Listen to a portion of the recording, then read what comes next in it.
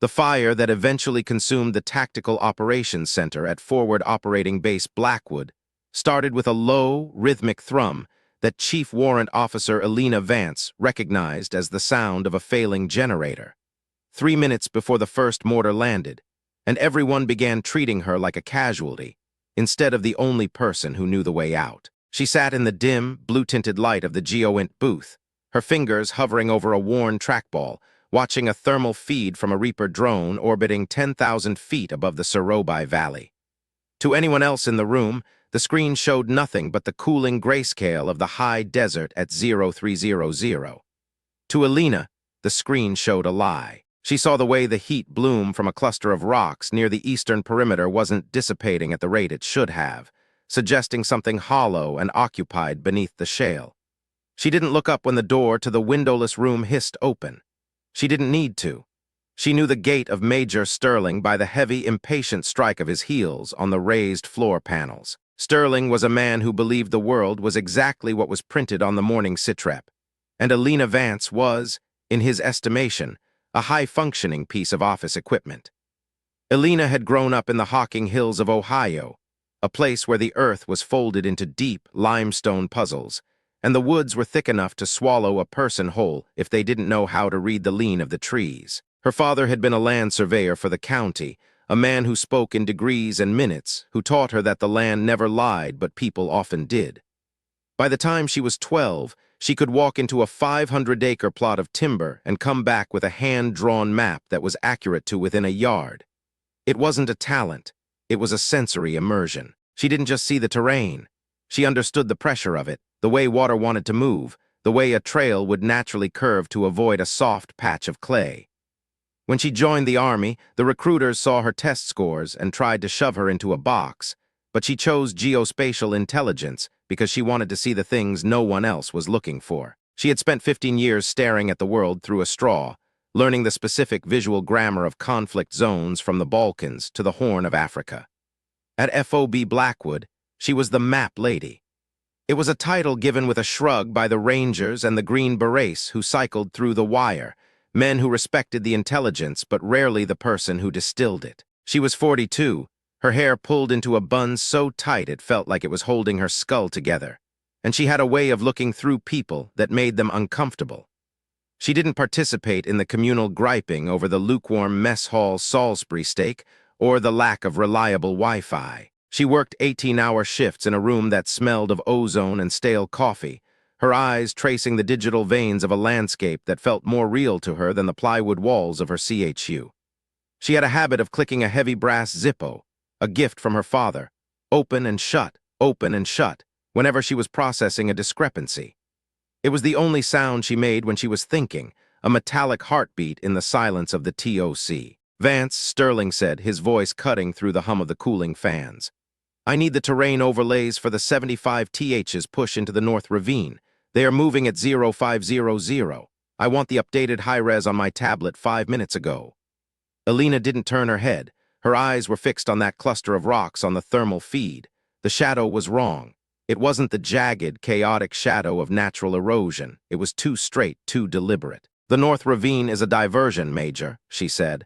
Her voice was flat, devoid of the inflection that usually signals an opinion. She stated it as if she were reading the barometric pressure. The heat signatures near the eastern gate aren't rocks. They are vents. There's an infiltration tunnel being cleared. They've been working on it for 6 days. If you send the 75th into the ravine, you're leaving the rear of the base open to a subterranean breach. Sterling stepped closer, the smell of his expensive cedarwood aftershave clashing with the industrial scent of the room. He leaned over her shoulder, his shadow falling across her monitors. The SIGINT guys haven't picked up a whisper of tunnel chatter, Vance. The satellites show clear ground. You're looking at shadows and telling me the sky is falling. Give me the overlays for the ravine. That's an order. Elena felt the familiar, cold pressure of controlled rage tightening in her chest. It wasn't the rage of someone who felt insulted. It was the rage of a professional watching a disaster being meticulously assembled by an amateur. She reached into the cargo pocket of her OCP trousers and pulled out a ruggedized, waterproof map case. Inside was a physical sheet of Mylar, hand-annotated in fine-point permanent marker. It was a map she had been building since she arrived at Blackwood 3 months ago. It contained everything the digital systems missed. The seasonal dry creek beds that didn't show on the 2018 surveys, the ancient goat paths that provided natural cover from overhead surveillance, and the specific minute changes in the soil color that indicated recent excavation. It was her secret map, a document of the ground's true face that she never shared because she knew they wouldn't understand the language it was written in. "Sir," she said, her voice dropping an octave, becoming the quiet, dangerous sound of a specialized tool being misused. "The satellites have a refresh rate of 24 hours for this sector. The SIGINT guys are listening for radios, but these people use runners. I'm not looking at shadows. I'm looking at the displacement of 300 cubic meters of earth that wasn't there last Tuesday. The ravine is a dry hole. The threat is under our feet." Sterling huffed, a sound of dismissive amusement. He saw a middle-aged woman in a windowless room, a technician who spent too much time in the dark. He didn't see the woman who had once spent 48 hours in a hide site in the Hindu Kush, identifying a high-value target by the specific way he walked across a courtyard. "This is why you're in the booth and not in the field, Vance. You get tunnel vision. You see a pattern and you fall in love with it. I don't have time for a geoint ghost story. Get me the ravine data, now." He turned on his heel and walked out, the heavy door thudding shut behind him. Elena sat in the silence, the trackball cool under her palm. She didn't feel the need to argue further. She had presented the truth. It wasn't her fault the recipient was blind. She reached for the Zippo. Asterisk, click-clack. Click-clack. Asterisk, her mind began to run the numbers. If the breach happened at the eastern gate, the primary fuel bladder would be the first thing to go. The fire would sweep through the TOC because of the way the ventilation was rigged. The main evacuation route would be cut off by the collapse of the secondary guard tower. The base was a trap, and she was sitting in the middle of it. She stood up, her movements precise and unhurried. She didn't pack a bag. She didn't grab her laptop. She took the map case and slid it into the front of her plate carrier against her ribs where she could feel the hard edge of it. She grabbed her M4 from the rack, checked the chamber, and felt the weight of the 3 spare magazines in her pouch. She wasn't supposed to be armed in the TOC, but Elena Vance had long ago stopped following rules that didn't contribute to the mission. She looked at the clock on the wall. 0345. She walked out of the booth and into the main floor of the TOC. It was a hive of activity. Dozens of analysts and officers were prepping for the morning push. There was a sense of purpose in the air, a collective belief in the plan. No one looked at her. She was just another support staffer moving through the periphery. She passed the comms desk, where a young corporal named Miller was nursing a rippet and staring blankly at a radio console.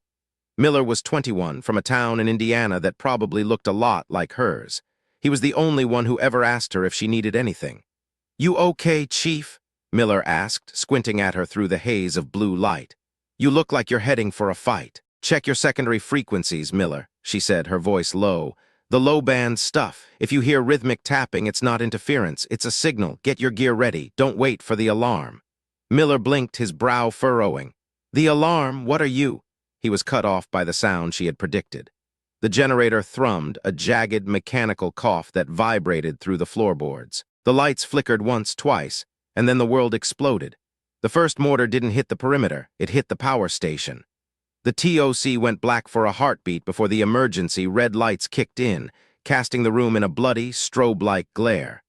The sound was a physical blow, a pressure wave that shattered the thin plywood partitions and sent glass spraying across the floor. Screams followed, but they were distant, muffled by the ringing in Elena's ears. She didn't dive for cover. She stood still, her body absorbing the shock, her mind already navigating the map she had memorized. "Incoming! Incoming!" Someone screamed. The voice was high, panicked. The second mortar hit the roof of the TOC. The ceiling joists groaned and buckled. A section of the HVAC ducting tore loose, swinging like a pendulum. Fire, bright and hungry, bloomed in the server racks behind her. The smell of burning plastic and chemical coolant filled the air, thick and acrid. Elena felt the heat on the back of her neck. She turned and saw the fire spreading with terrifying speed, fueled by the very cables that carried the data Sterling so desperately wanted. Through the smoke, she saw Sterling. He was on the floor, his face bloodied by a piece of flying debris, his eyes wide and vacant. He was the picture of a man whose reality had just been dismantled. He was looking at the flames, at the chaos, and he was paralyzed. He was a victim now, waiting for someone to tell him what the new procedure was. Elena moved. She didn't go for the door Sterling had used. She knew that hallway was already a chimney for the fire below. She went for the small, reinforced equipment hatch in the rear of the room, a door that led to a maintenance crawlspace no one used. She grabbed Corporal Miller by the back of his vest as she passed. He was frozen, his hands still clutching his headset. "With me," she said. "It wasn't a suggestion. We have to go out the front." Miller yelled, his voice cracking. "The SOP says—" "The SOP is currently on fire, Miller," Elena said. She shoved him toward the hatch. "Move." She looked back one last time. The TOC was a furnace. The digital maps were gone, the screens melted into black sludge. The institutional memory of FOB Blackwood was being erased in real time. She felt the weight of the map case against her ribs. It was the only thing left that knew the truth of the ground outside. She kicked the hatch open, the metal hot against her boot, and stepped into the dark, the smell of the desert and the sound of the fire chasing her as she disappeared into the narrow throat of the crawlspace. Outside, the base was a landscape of jagged orange light and shifting shadows. The ghost network she had seen on the thermal feed had vomited dozens of fighters into the heart of the compound. The eastern gate was gone, replaced by a crater and a wall of flame. The air was thick with the chatter of AK-47s and the heavier, rhythmic thud of a M2 Browning from one of the surviving guard towers. Elena and Miller spilled out of the maintenance vent into a narrow alley between two shipping containers. The ground was cold, the sand gritting under Elena's gloves as she pressed her back against the corrugated metal. She could hear the shouts of the insurgents, close, maybe 50 yards away. They were moving with precision, hitting the armory and the fuel depot first. They knew the layout of the base as well as she did. Miller was hyperventilating, his rifle shaking in his hands. "We're cut off. They're everywhere. We're gonna die here, Chief. We're just analysts. We're not supposed to be out here." Elena reached out and gripped the front of his vest, pulling him close until their foreheads almost touched. Her eyes were calm, 2 points of steady light in the chaos. "Look at me, Miller. Do you know where we are?" The base, Blackwood." "No," she said. "We're on the intersection of MGRS coordinates 42 SVF 882 to 914. There is a drainage pipe 60 meters to our west. It leads under the perimeter wire and into a dry wash. That wash is shadowed from the north tower. It's the only way out that isn't a kill zone. Do you understand?" Miller stared at her, his breathing slowing. He didn't understand the coordinates, but he understood the certainty in her voice. He saw a woman who wasn't reacting to the war. She was navigating it. "I have the map," Elena said, her hand dropping to the case against her ribs. "I know the way through the fire, but you have to move when I move. If you stop, you're a casualty. If you move, you're a soldier. Choose now." Miller swallowed hard, his knuckles white on his M4. "I'm moving, Chief." "Good." Elena peered around the edge of the shipping container. The fire from the fuel bladder had turned the center of the base into a hellscape of black smoke and roaring heat. She saw a group of American soldiers, Rangers by the look of their kit, pinned down behind a burning Humvee. They were being picked off one by a sniper positioned in the ruins of the mess hall. They were looking for a way forward, but the world they knew had been replaced by a nightmare of fire and lead. They thought the battle was a chaotic mess of chance and violence. They saw a disaster. Elena saw a path. She saw the timing of the sniper's shots. She saw the gap in the smoke where the wind from the valley was pushing the heat away. She saw the secret geometry of the terrain that would allow her to lead them out. She didn't wait for a command. She didn't wait for a radio call that would never come. She stepped out into the light of the burning base, the map case a hard, reassuring weight against her heart, and began to run toward the fire, the only person who knew that the fire was exactly where the exit was hidden. The heat was a physical barrier, a wall of shimmering air that distorted the world around them as Elena and Miller sprinted toward the burning fuel bladder. Every instinct Miller had screamed at him to turn back, to find a cool, dark corner and hide until the world stopped ending. But Elena Vance moved with a terrifying, singular purpose. She didn't zigzag or crouch in the way they taught in basic training. She moved in a straight, calculated line, her eyes scanning the ground for the subtle shifts in elevation that would provide even an inch of cover from the small arms fire snapping through the air. "Chief, the fire!" Miller yelled, his voice almost lost to the roar of the burning JP-8. "The fire is the only thing they can't see through." Elena shouted back, not slowing down. "Follow my boots." They dove behind a stack of concrete T-walls that had been pushed askew by a previous blast. The heat here was intense enough to blister the paint on the concrete. 10 yards away, the burning Humvee was a skeleton of white-hot metal. The Rangers were still pinned, their fire sporadic and desperate. One of them, a sergeant with a blood-soaked bandage around his thigh, looked up as Elena and Miller slid into the dirt beside him. "Who the hell are you?" the sergeant rasped, his eyes red-rimmed from the smoke. "Where's the QRF? Where's the air support?" "The air support is grounded by the smoke, and the QRF is currently fighting a breach at the main gate," Elena said, her voice cutting through the sergeant's panic like a scalpel. She didn't look at his wound. She looked at the mess hall ruins 300 yards away. "The sniper is in the second-story mechanical room. He's got a clear lane on you, but he's blind to the drainage ditch behind the fuel bladder." The sergeant laughed, a harsh, hacking sound. "The drainage ditch? That's a death trap, lady. The fire's gonna cook anyone who goes near it." "The fire is on the surface," Elena said. She reached into her map case and pulled out the Mylar sheet. She didn't show him the whole thing. She pointed to a specific hand-drawn blue line that deviated from the official base blueprints. "The drainage pipe was diverted 6 months ago during the monsoon season. It's 4 feet deep and runs under the burning zone. The water table has dropped, so it's dry. If we move now, we can get under the sniper's line of sight and come up behind the mess hall." The sergeant looked at the map, then at Elena. He saw the map lady from the TOC, a woman he'd probably walked past 100 times without a second thought. But he also saw the way she held her rifle, the way her eyes weren't searching for safety but for the next move. She wasn't asking for permission. She was providing a coordinate. "You're sure?" the sergeant asked. "I mapped the diversion myself while you were all at the gym," Elena said. "It's there. Or you can stay here and wait for the sniper to find his rhythm again. You have 10 seconds before the wind shifts the smoke and exposes this T-wall." The sergeant looked at his remaining 3 men. They were exhausted, terrified, and out of options. He looked back at Elena. "Lead the way, map lady."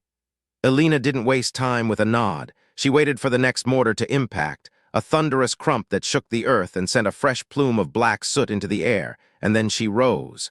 She didn't run away from the flames. She ran toward the heart of the heat, toward the place where the earth seemed to be swallowing itself. They hit the edge of the fuel bladder's containment berm, the air so hot it felt like breathing glass. Elena dropped into a narrow, concrete-lined slit in the ground that was half buried in sand. She disappeared into the earth, and one by one, the Rangers and Miller followed her. Inside the pipe, the world narrowed to a circle of dim, orange light ahead, and the sound of their own frantic breathing. It was cramped, the air thick with the smell of old silt and scorched earth, but it was cool. The roar of the battle above became a muted, rhythmic thumping, like the heart of a dying giant. Elena led them with a steady, unerring pace, her hand occasionally brushing the wall of the pipe to confirm her position. She wasn't guessing. She was navigating a 3-dimensional grid she had built in her mind over months of quiet observation. "We're under the mess hall now," she whispered, her voice echoing in the confined space. "The pipe turns 90 degrees up ahead. There's a maintenance manhole that opens into the kitchen pantry. Miller, you and the sergeant take the right. The rest of you cover the rear. When we go up, we don't stop until we reach the tree line." "What about the sniper?" the sergeant asked, his voice hushed. "I'll take the sniper," Elena said. She didn't wait for his reaction. She reached the manhole cover, a heavy iron disc that should have been impossible to move.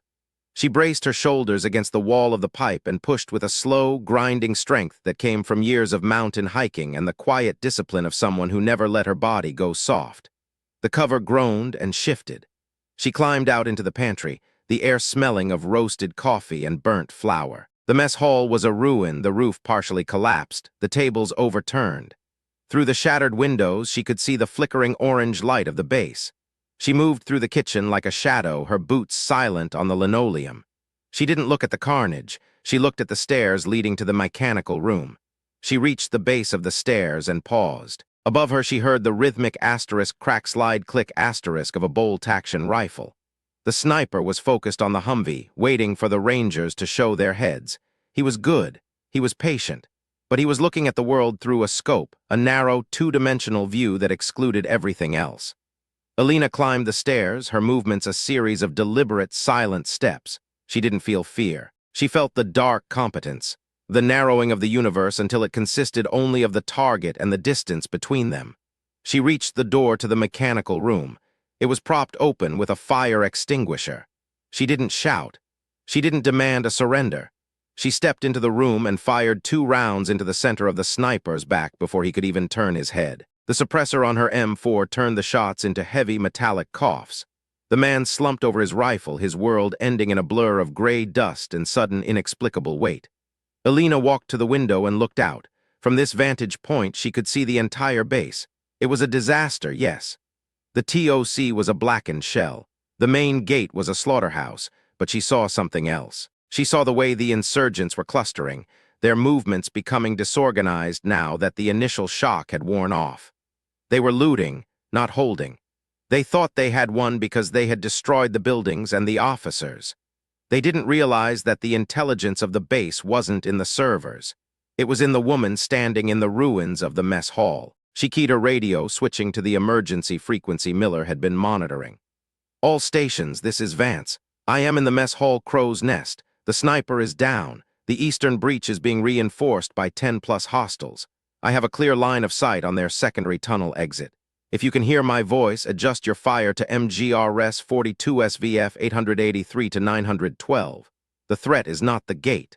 The threat is the tunnel." There was a long silence, filled only with the crackle of static and the distant sound of combat. And then a voice came through, cracked, weary, but alive.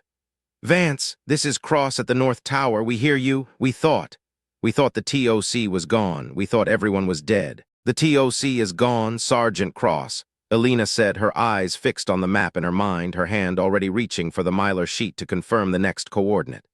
"But I'm still here, and I can see everything. Get your guns on that coordinate. I'm going to walk you onto the target."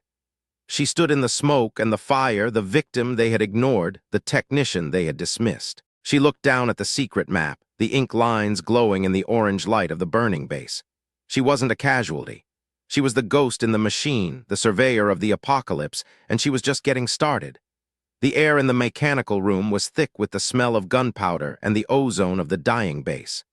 Elena stood by the window, her silhouette a dark, jagged edge against the flickering firelight. Below her, the rangers she had led through the pipe were already moving, using the chaos she had created to flank the insurgents near the fuel depot. They were moving like soldiers again, their posture changed, their movements directed. They had a destination now. "Vance, this is Cross," the radio crackled. "We're on the coordinate, but we can't see the exit. It's all smoke and rubble down there. Trust the grid, Cross," Elena said, her voice a steady, rhythmic pulse. "The exit is behind the collapsed laundry facility. There's a red shipping container tilted at a 45-degree angle. The tunnel mouth is 3 meters to the left of the container's rear doors. They're using the container as a shield. Fire for effect, 3 rounds high explosive. Now." She watched as the North Tower's MK-19 grenade launcher began to thud, the heavy asterisk thump thump thump asterisk echoing across the compound. A heartbeat later, the area near the red shipping container erupted in a series of bright, jagged blooms of orange and black. The container was tossed aside like a toy, and the earth beneath it buckled. She saw figures, dozens of them, scrambling out of the newly exposed hole, caught in the open, their ghost path turned into a mass grave. "Direct hit," Cross shouted over the radio, the professional detachment in his voice breaking into a moment of pure, raw triumph. "Goddamn, Vance, you actually saw it. You actually saw the whole thing." "Keep your eyes on the tree line, Cross," Elena said, already shifting her gaze. "They'll try to exfiltrate through the North Wash. I'm moving to the comms shed.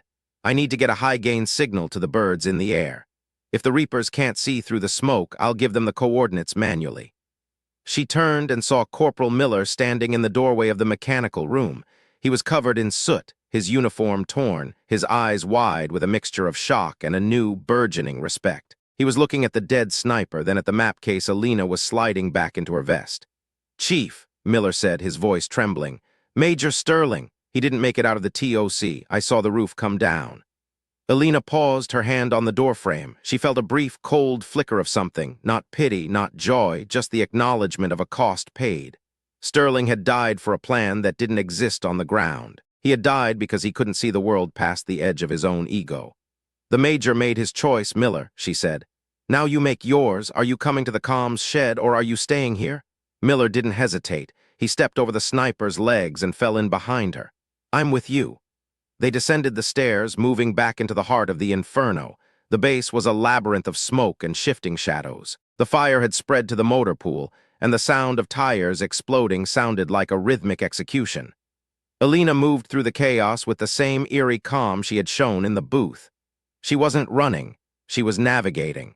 She knew where the heat would be most intense, where the structures were most likely to collapse, where the insurgents would be setting up their final defensive positions. They reached the comms shed, a small, reinforced concrete bunker on the western edge of the base. The door was locked, the electronic keypad melted. Elena didn't reach for a tool. She stepped back and fired 3 rounds into the door's hinges, then kicked it open with a brutal, efficient strike. Inside, the room was a tomb of silent technology. The primary arrays were dead, the cables severed by the same mortar that had hit the power station. But Elena wasn't looking for the primary arrays. She went to the back of the room, to a dusty, olive-drab box that hadn't been opened since the base was commissioned. It was an old-school, high-gain satellite burst transmitter, a piece of legacy gear that the modern analysts laughed at because it required a manual handshake and a physical antenna alignment. "Miller, get the hand-crank generator from the locker," she ordered. "I need 3 minutes of steady power. Can you do that?" "On it," Miller said, diving for the locker. Elena pulled a compass and a protractor from her kit. She didn't need a computer to tell her where the satellites were. She had the orbital paths memorized for this sector, a mental clock that tracked the movement of the birds across the sky.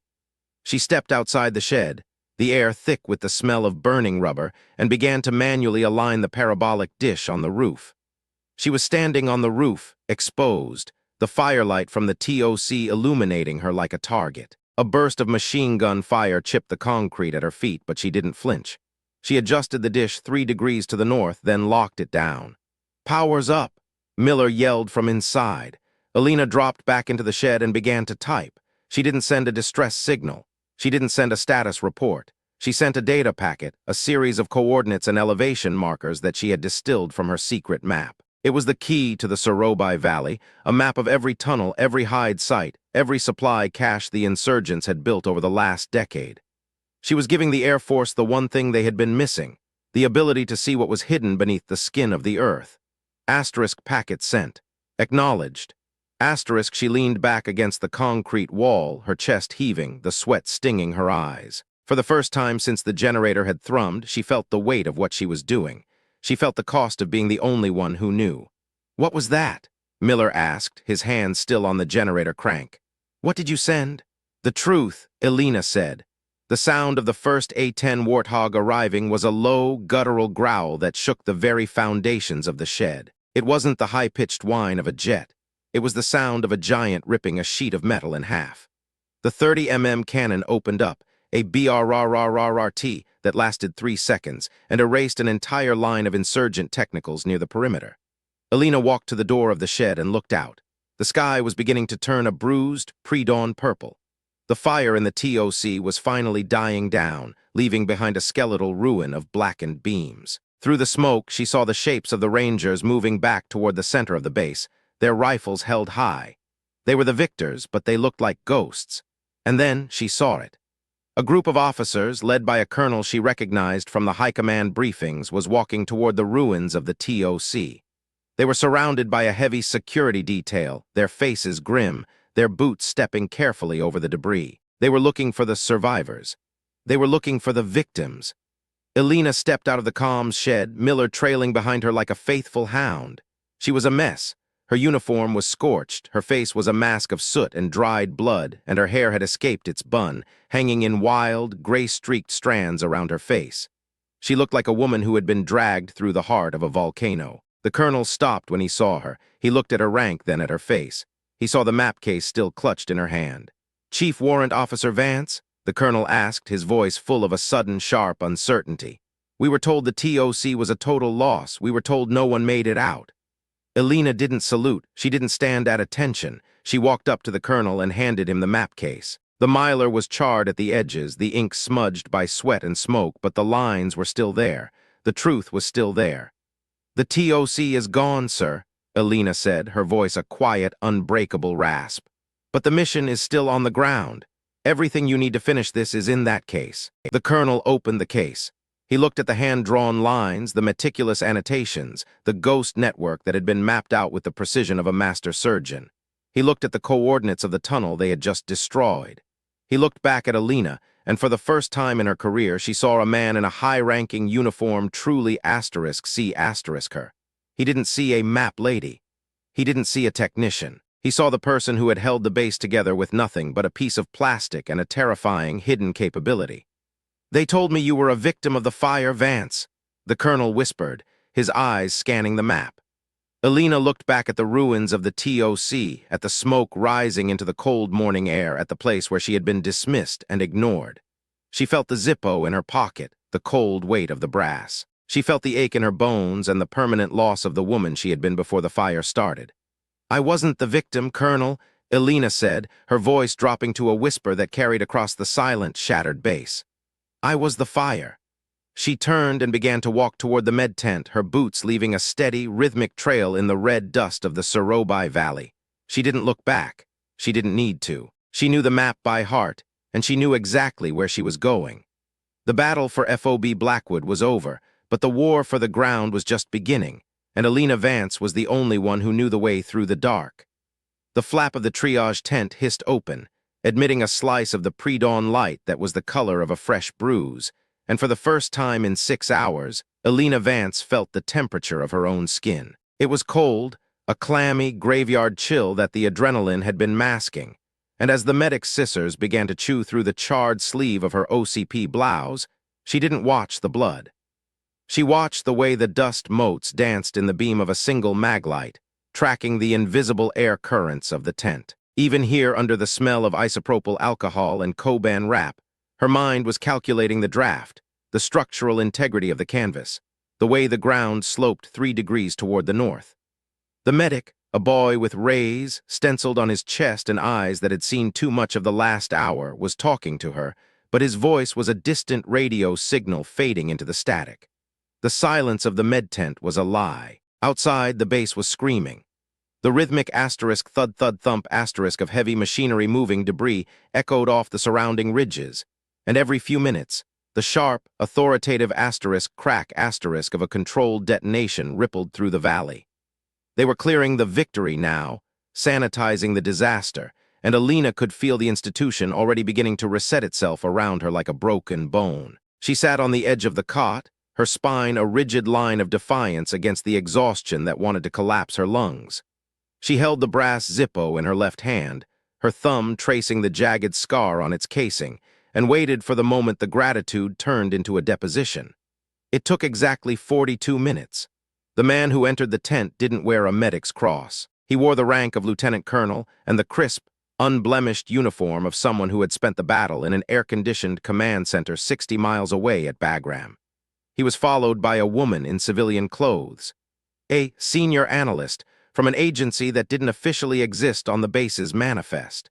They didn't look at Elena's bandaged arm or the soot etched into the lines of her face. They looked at the Mylar map case she had placed on the small metal table beside her.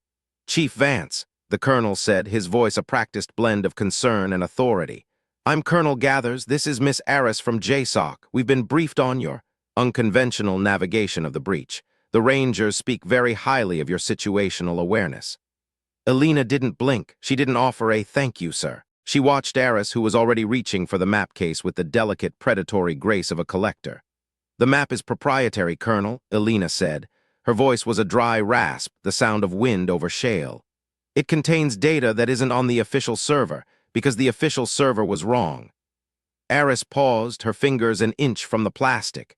She looked at Elena, and for a second the two women shared a silent, icy recognition. Aris was a consumer of truths. Elena was a producer of them. "We're more interested in how you acquired this data, Chief," Aris said. "Your GeoInt logs show that you were accessing seismic sensors and agricultural soil surveys from the 1970s. That's a significant deviation from your assigned tasking." "The assigned tasking was to watch the ravine," Elena said, her thumb clicking the Zippo open. Asterisk click. Asterisk, the ravine was a movie set. The real stage was under the eastern perimeter. If I hadn't looked at the soil surveys, I wouldn't have known about the karst limestone pockets. If I hadn't watched the seismic logs, I wouldn't have seen the rhythmic displacement that indicated a boring machine. "A boring machine," Gathers said, his lip curling slightly. "The insurgents in this valley use shovels and pickaxes, Vance." We don't have intelligence suggesting they have the technical capability or the logistics to move heavy tunnel equipment into this sector. They didn't move it in, Elena said. She stood up, the movement slow and painful. She walked to the table and flipped open the map case.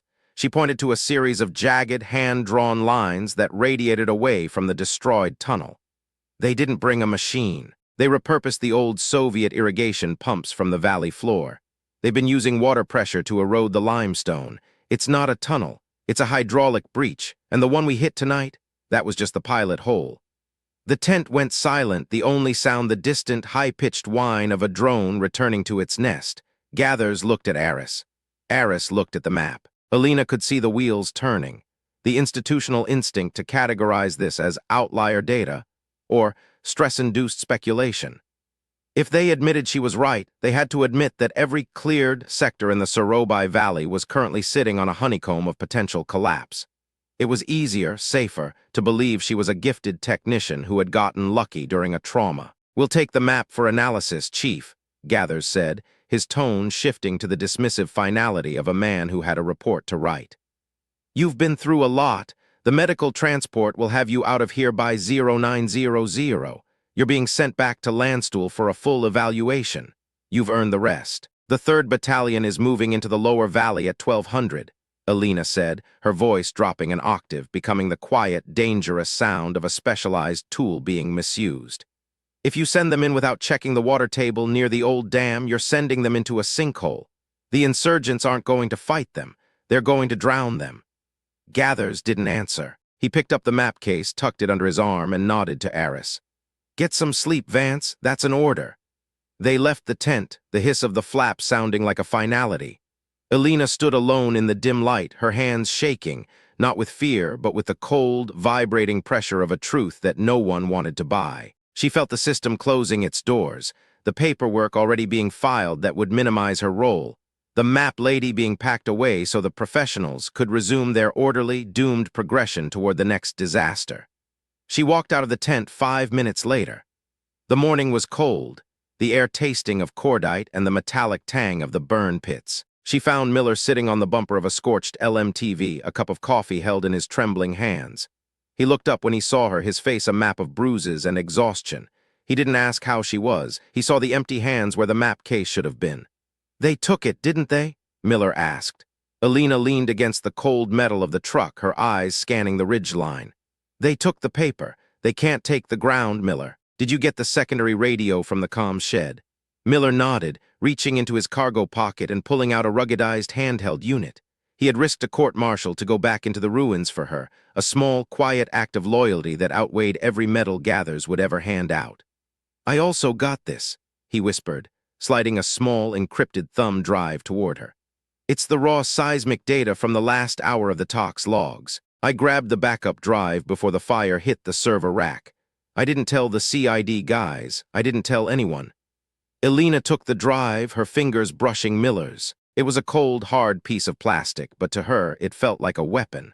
"Why, Miller? You could have stayed clean. You could have been the hero who helped the map lady and then went back to your desk." Miller looked at her, his eyes steady for the first time since the mortar hit. "Because you were the only one who knew the way out of the pipe, Chief, and I think we're still in the pipe." Elena felt a brief, sharp pang of something that might have been affection if she weren't so controlled. She nodded once, a sharp, professional acknowledgement. "Go to the motor pool, find a vehicle that's still operational, something with a high-clearance suspension. Don't check it out, just find it." "Where are we going?" "We're going to the old dam," Elena said, "before the 3rd Battalion hits the valley floor." The institutional failure was a quiet, grinding sound, like a gear with a missing tooth. As Elena moved through the base toward the motor pool, she saw it everywhere. She saw it in the way the new officers were pointing at digital maps on tablets that were already 30 minutes out of date. She saw it in the way the QRF was being briefed on conventional insurgent tactics, while the ground beneath their feet was being systematically hollowed out. The military was a machine designed for the last war, a beast that moved in straight lines and spoke in loud, confident voices. It had no language for the woman who saw the world in shades of limestone and water pressure. She reached the motor pool, a graveyard of twisted metal and oil-slicked sand. Miller was waiting by a ruggedized Polaris MRZR, a lightweight open-frame vehicle that looked like a skeletal insect. He had already loaded it with 2 extra cans of fuel and a crate of MREs. He was a comms tech, a kid from Indiana who should have been worrying about his Wi-Fi signal, but he was standing there with an M4 slung over his shoulder, waiting for a woman who was officially non-operational. "Chief," a voice called out from the shadows of a maintenance bay. Elena turned, her hand going to the grip of her holstered pistol.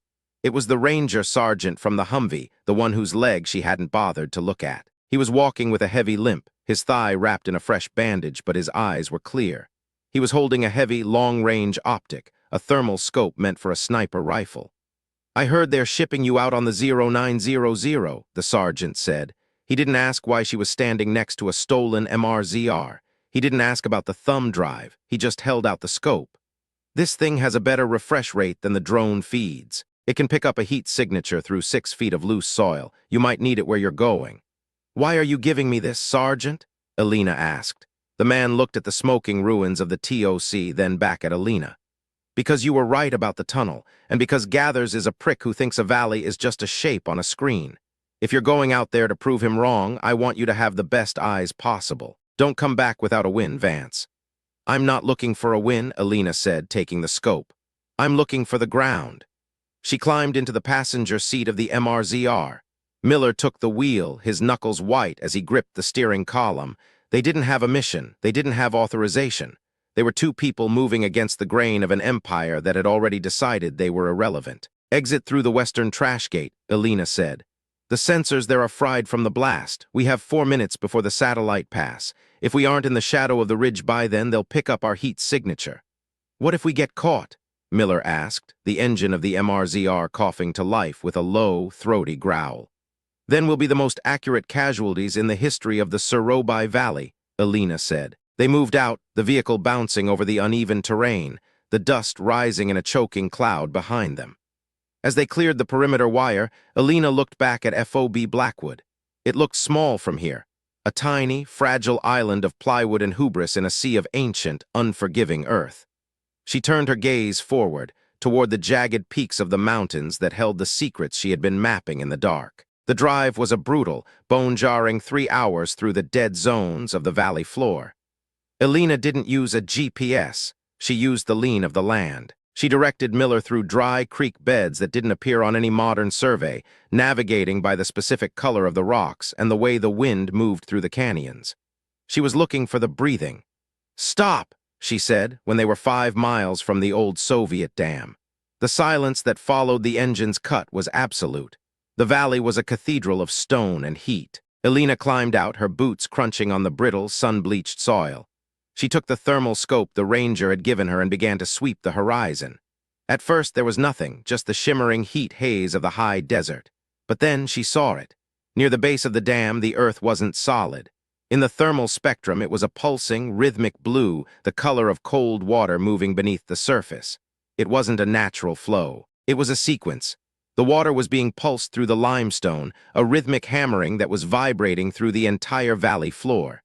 It was a seismic weapon, a low-tech way to liquefy the soil under the very road the 3rd Battalion was currently preparing to traverse. "Miller," she whispered, her eyes still glued to the scope. "Connect the handheld to the thumb drive. I need you to run the seismic data through the filter I built on the TOC server. Look for a 4 Hz frequency."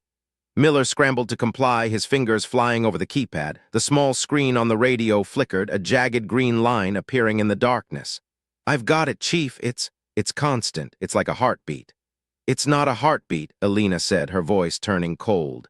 "It's a countdown. They're liquefying the shelf. When the weight of the battalion's strikers hits that road, the whole valley floor is going to drop 50 feet into the karst. They won't even have to fire a shot." "We have to call it in," Miller said, his voice rising in panic. "We have to tell Gathers."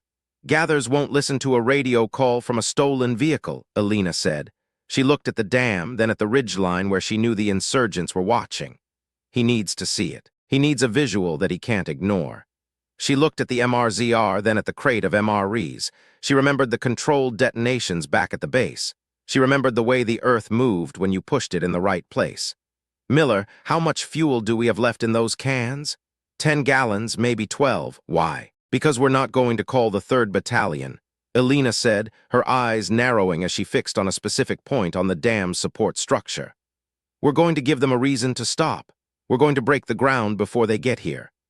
She sat back in the sand, the heat of the day beginning to press down on her, the map lady finally stepping off the page and into the reality of the dirt. She felt the fear now, the real fear, the kind that lived in the marrow of her bones, but beneath it she felt the dark competence of a woman who knew exactly how much pressure it took to break a world. "Chief," Miller said, his voice quiet, "if we do this, if we blow that support, we're not just going to be non-operational. We're going to be enemy combatants in the eyes of the JAG." Elena looked at him, and for a fleeting moment she let the control slip. She let him see the cost of the last 20 years, the missed holidays, the failed relationships, the way she could only feel real when she was staring at a thermal feed. She let him see the woman who had spent her life being right and being punished for it. "I've spent 15 years drawing the world for people who won't look at it, Miller," she said. "For once, I'm going to make them feel it." She stood up, the Zippo clicking shut in her hand with a final, metallic asterisk snap asterisk. She didn't look at the map Case Gathers had taken. She didn't look at the medals she wouldn't get. She looked at the dam, the limestone, and the water, and she began to plan the destruction of the only thing she had ever truly loved: the ground. The institutional failure wasn't just a lack of intelligence. It was a lack of imagination. The men in the air-conditioned rooms couldn't imagine a war that didn't involve a visible enemy. They couldn't imagine a battlefield that was alive and angry. Elena Vance could. She could hear the valley breathing, and she knew that the only way to save the men who had dismissed her was to become the monster they thought she was. They worked through the heat of the afternoon, the sun a relentless hammer against the anvil of the valley. Elena directed Miller with the precision of a master mason, showing him where to wedge the fuel cans into the fissures of the dam's crumbling concrete. They weren't just using explosives. They were using the water's own pressure against itself. She was creating a stress fracture in the architecture of the insurgency's plan. Every movement was a struggle. Her bandaged arm throbbed with a dull, rhythmic pain that matched the vibration of the water. The soot was caked into her pores, and her tongue felt like a piece of dry leather in her mouth. But she didn't stop. She moved with a dark competence, her hands sure and steady as she rigged the detonator from the secondary radio's battery. "It's ready," Miller said, wiping the sweat from his eyes. He looked at the rigged charges, then at the horizon. "The 3rd Battalion is 30 minutes out from the entry point. I can hear their comms. They're moving fast, Chief. They think the road is clear." Elena took the thermal scope and looked one last time. The blue pulse was faster now, more urgent. The ground was reaching its saturation point. In 10 minutes, the road wouldn't be a road anymore. It would be a trap door. She looked at Miller, the boy who had followed her into the dark. "Get in the vehicle. Head for the high ground on the eastern ridge. Don't stop until you're above the 500-meter line." "What about you?" "I have to time the surge," Elena said. "If I blow it too early, the water will just dissipate. If I blow it too late, the lead striker will already be on the shelf. I have to wait for the first vibration." Miller hesitated, his hand on the frame of the MRZR. "Elena, if you don't make it to the ridge—" "The map is in your head now, Miller," she said, her voice softer than he had ever heard it. "You know where the karst is. You know how the water moves. Don't let them tell you it's a shadow." Miller nodded, his throat working as he swallowed back the protest. He climbed into the driver's seat and gunned the engine. He didn't look back as he drove away, the dust of his departure a fading signal in the twilight. Elena sat by the dam, the detonator in her hand. She pressed her back against the cool, damp concrete and closed her eyes. She didn't listen for the trucks. She didn't listen for the drones. She listened to the earth. She felt the vibration through her spine, the low, 4 hertz hum that was the signature of the hydraulic breach. It was getting stronger. The limestone was groaning, a sound like a giant's teeth grinding in its sleep. She felt the first tremor, not a shake, but a subtle, sickening shift in the ground's center of gravity. The valley was tipping. She looked toward the mouth of the canyon. She saw the dust cloud of the 3rd Battalion. She saw the glint of the sun on the lead striker's armor. They were 500 yards from the trap. Elena Vance stood up, her finger on the trigger of the jury-rigged detonator. She felt the weight of the institution she had served, the weight of the men who had ignored her, and the weight of the ground that had never lied. She looked at the water, she looked at the fire, and she waited for the exact moment the world began to fall. She didn't feel like a victim. She didn't feel like a casualty. She felt like a surveyor measuring the final, devastating distance between the truth and the lie. The lead striker reached the 200-yard mark. The ground beneath it began to weep, the water bubbling up through the sand in dark, oily pools. The driver didn't see it. The commander didn't see it, but Elena saw it. She saw the geometry of the collapse. She took a breath, the air cold and sharp in her lungs, and she pressed the button. The explosion wasn't loud. It was a deep guttural asterisk crump asterisk that seemed to come from the very center of the earth. The dam didn't shatter, it unzipped. A wall of pent-up, high-pressure water erupted from the base, a gray-white roar that tore through the limestone and slammed into the valley floor.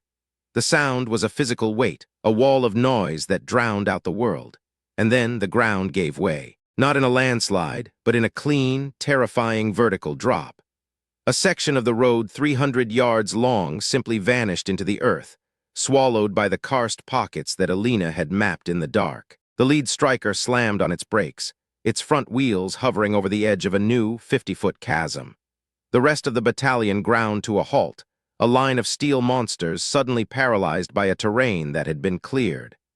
Elena stood on the edge of the breach, the spray from the dam coating her in a fine, icy mist. She watched as the soldiers spilled out of their vehicles, their weapons ready, their eyes searching the ridgelines for an enemy that wasn't there. They were looking for the war. They were looking for the insurgents. They didn't see the woman standing on the ridge above the dam, the water-stained surveyor who had just saved their lives by destroying their path. Elena felt the Zippo in her hand, the metal warm against her palm. She looked down at the chasm, at the secret geometry of the valley she had finally made visible. She was right. She was absolutely, devastatingly right.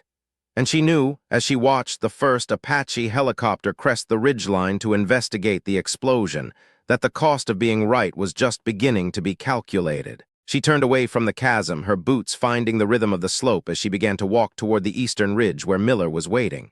She didn't look back at the battalion. She didn't look back at the dam. She looked at the ground, and for the first time in 15 years, she felt like she was home. But the silence was short-lived. As she climbed the first rocky outcrop, her handheld radio crackled to life. It wasn't Miller's voice. It wasn't Gather's. It was a frequency she had never heard before, a low, rhythmic tapping that she recognized instantly. Asterisk click, click, click, click. Asterisk, it was the signal from the ghost network. But it wasn't coming from the tunnel. It was coming from the ridge she was currently standing on. It was coming from the very ground she thought she had mastered. Elena stopped, her hand frozen on the rock. She realized with a sudden, icy clarity that the dam hadn't been the target. The battalion hadn't been the target. They were the distraction. The real move was happening now, and she was standing right in the middle of it. She looked up at the ridge, and for the first time the map lady saw something she hadn't put on her map. She saw the movement of the shadows against the limestone, shadows that weren't being cast by the sun. The war for the Sorobai Valley hadn't just escalated, it had changed its face. And Elena Vance was the only one who knew that the ground beneath her was about to breathe again. She reached for the thermal scope, her heart hammering against her ribs like a trapped bird. She adjusted the focus, the digital screen flickering to life. She swept the ridgeline, looking for the heat signatures of the men she knew were there. But she didn't find men. She found something else, something large, cold, and metallic buried deep within the rock of the ridge. It was a structural anomaly that defied everything she knew about the geology of the valley. It was a void, but it was a void with a shape that looked like a door. And as she watched, the door began to open. The institutional failure was complete. They had sent a battalion to fight a shadow, and they had ignored the woman who had found the wall. Now the wall was moving, and Elena Vance was the only thing standing between the professionals and a reality they weren't prepared to face. She keyed her radio, her voice a whisper that was lost in the roar of the water below. "Miller, get the strikers' comms. Tell them to turn their guns around. Tell them the threat isn't in the hole. The threat is in the mountain." But the radio was dead. The frequency was being jammed by a signal so powerful it made the device in her hand vibrate with heat. She was alone. She was non-operational. She was a ghost on the edge of a new, terrifying world. She looked at the door in the mountain and she made her final decision. She didn't run for the ridge. She didn't hide in the rocks. She took her M4, checked the chamber, and began to climb toward the shadow. The map lady was going into the mountain, and she wasn't coming back until she had mapped the heart of the fire. The stone of the ridge felt different under Elena's palms as she pulled herself upward, not like the porous, ancient limestone of the Sorobai, but like something reinforced, something cold and industrial that had been skin-grafted onto the earth. Every breath she took tasted of ozone and a strange, metallic dampness that didn't belong in the high desert. Below her, the 3rd Battalion was a collection of toy soldiers milling around a sandbox, their voices rising in a confused, chaotic babble that the wind stripped away before it could reach her. They were safe from the sinkhole, but they were blind to the mountain that was currently yawning open above their heads. She reached a narrow ledge 20 feet below the shadow door and pressed her back against the rock. Her lungs were burning, the effort of the climb tearing at the stitches in her arm, but she didn't allow herself the luxury of a wince. She was in the space where the world of the map ended and the world of the ground began, and in this space, pain was just another data point to be managed. She looked up. The door wasn't a door in the traditional sense. It was a retractable slab of granite-faced steel, a piece of engineering so precise that when it was closed, the seams were indistinguishable from the natural fissures of the cliffside. It had slid back into a recessed pocket, revealing a throat of smooth, dark concrete that sloped downward into the bowels of the ridge. There were no lights, no guards, no signs of life. Just the low, rhythmic hum she had been tracking, a sound that she now realized wasn't water pressure. It was a ventilation system, a massive, industrial-grade heart beating in the dark. Elena reached into her pocket and pulled out the brass Zippo. She didn't light it. She just held the weight of it, the cold metal a grounding wire for her frayed nerves. She had spent 20 years looking for the hidden things, the discrepancies that everyone else ignored. She had found the ghost network, the hydraulic breach, and the secret map. But this was the 0 point. This was the place where the lie was being manufactured. She adjusted her plate carrier, feeling the hard edge of the thumb drive Miller had given her.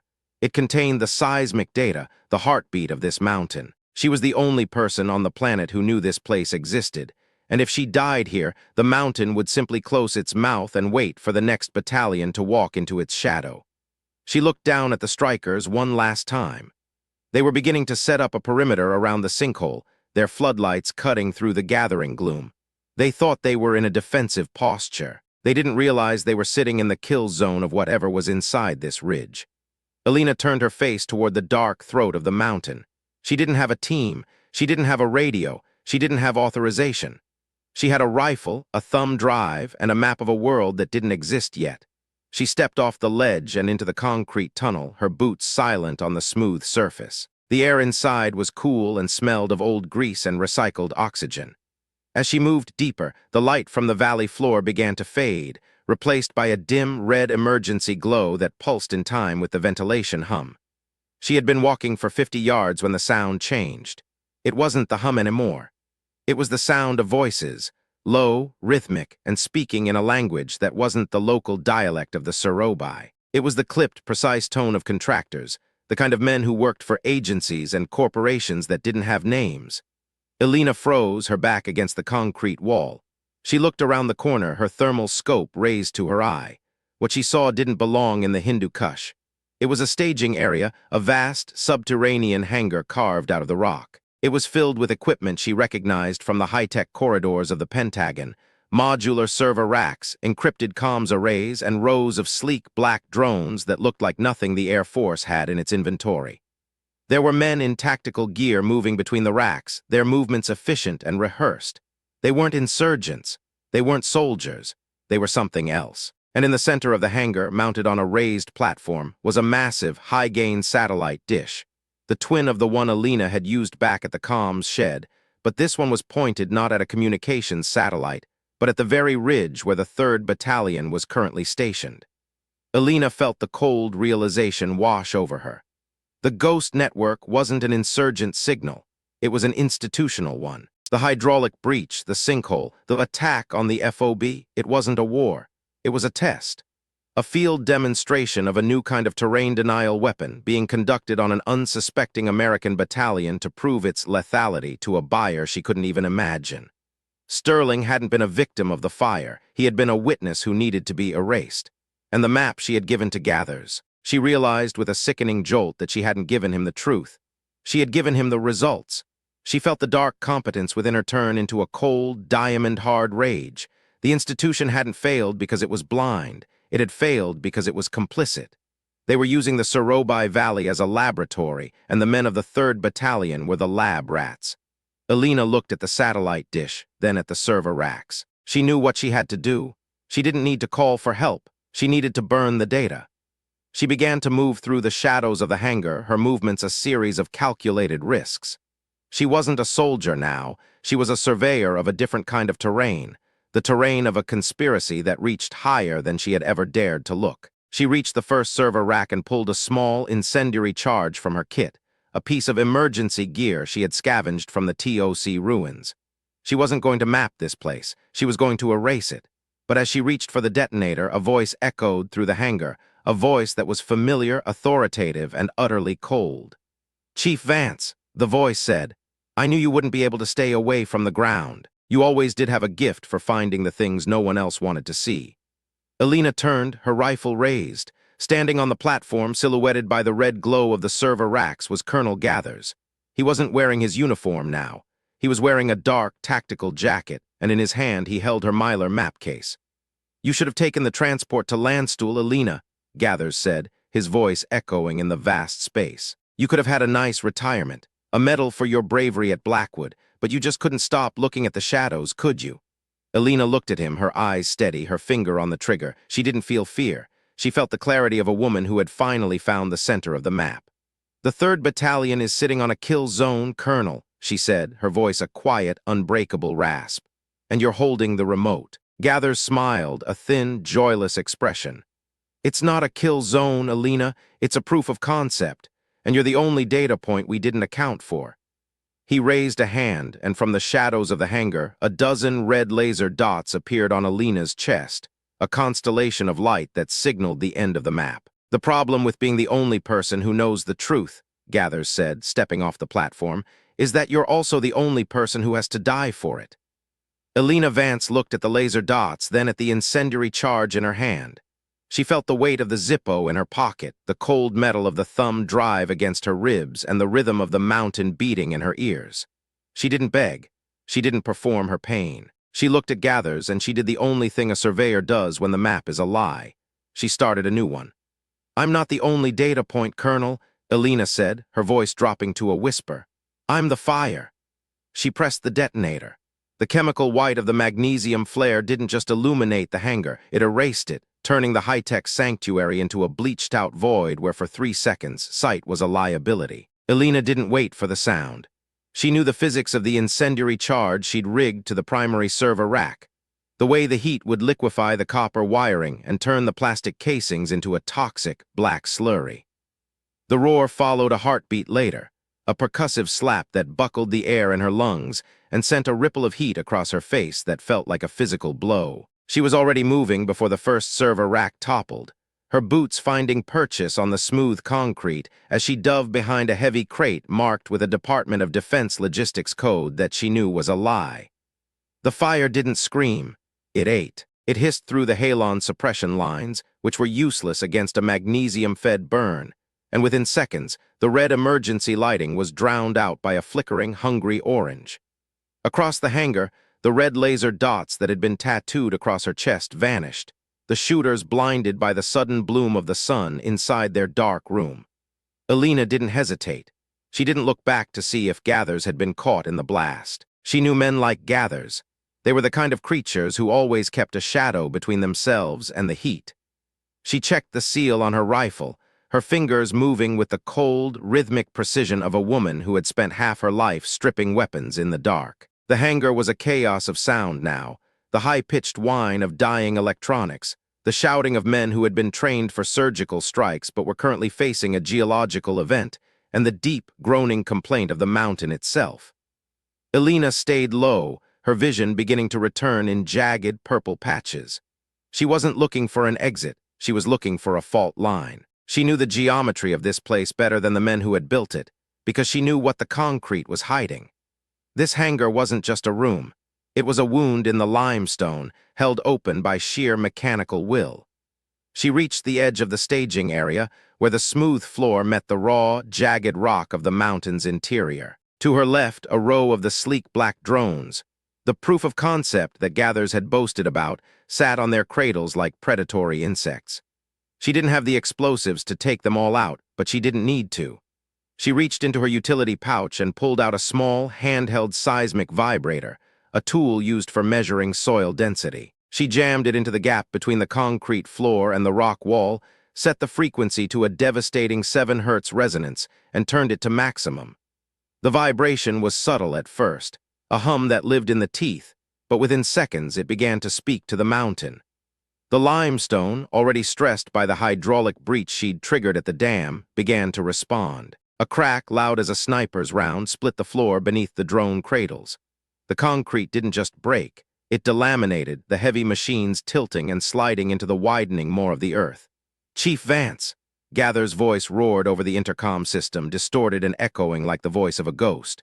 "You're destroying billions of dollars in Tier 1 assets. Stop now and we can still walk you out of here.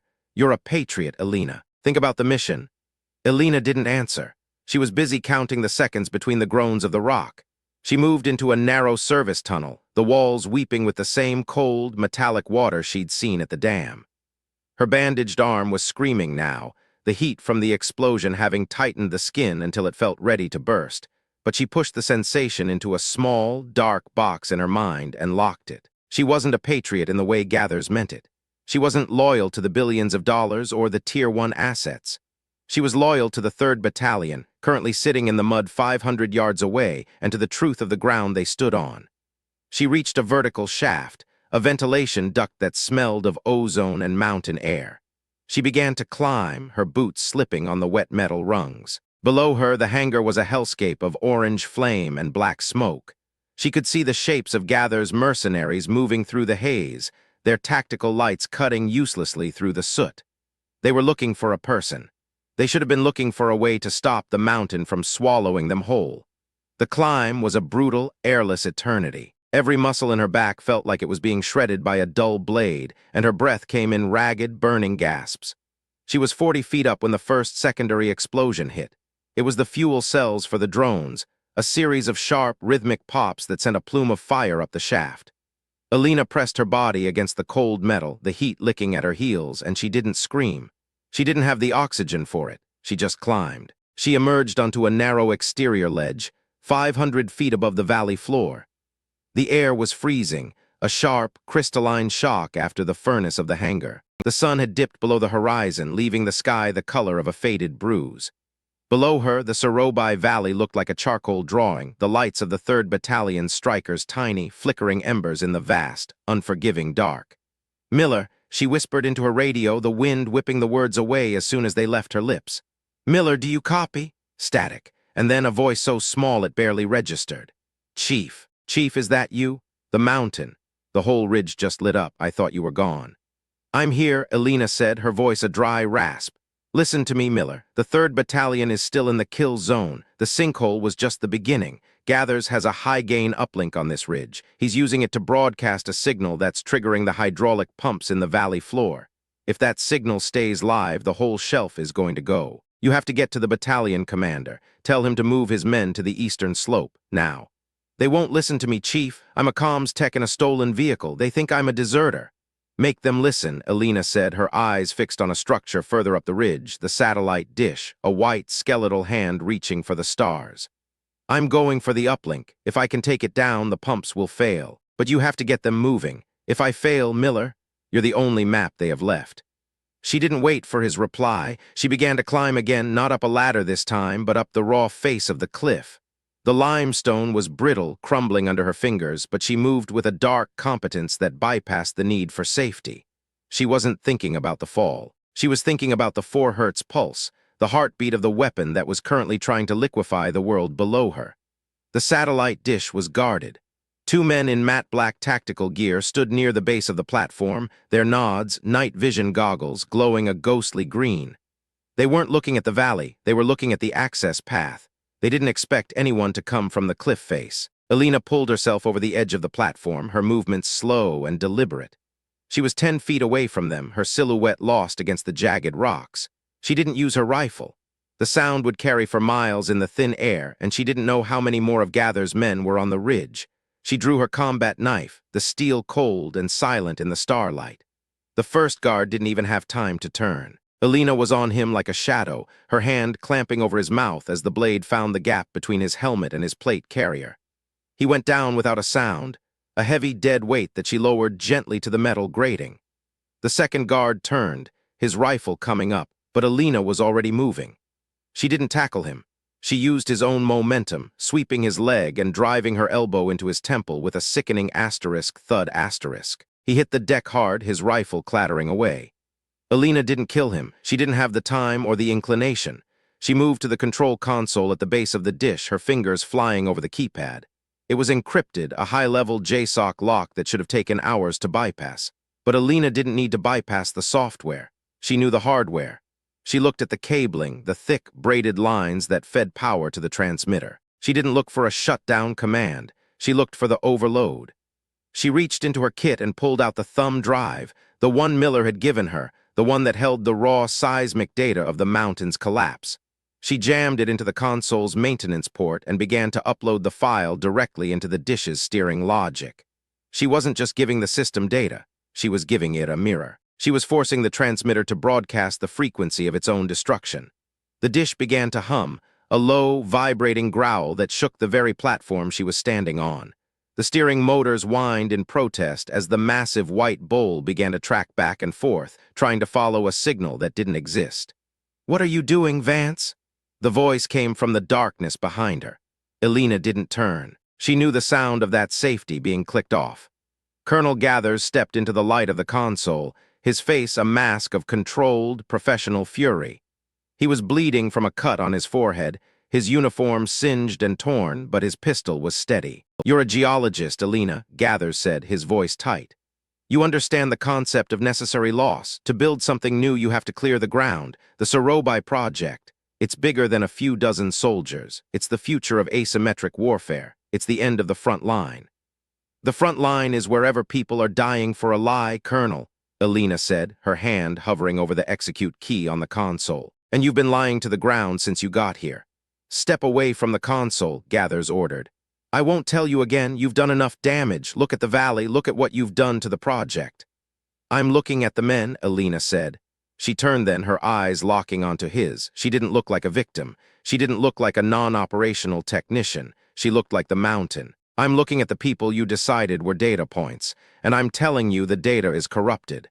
"You're going to die for a map that no one will ever see," Gathers said. "The map isn't for the people in the rooms, Colonel," Elena said. "The map is for the people in the dirt." She pressed the key. The satellite dish didn't explode, it screamed. The high-gain transmitter, forced to broadcast a feedback loop of its own resonance, began to shake itself apart. The heavy steel gears ground into powder, and a shower of blue sparks erupted from the feed horn. The signal, the 4 Hertz pulse that was holding the valley in a state of hydraulic liquefaction, shattered. Gathers fired. The round caught Elena in the shoulder, the impact spinning her around and slamming her against the console. The pain was a white-hot spike that blinded her for a second, but she didn't fall. She gripped the edge of the metal, her blood slicking the keys, and she looked at Gathers.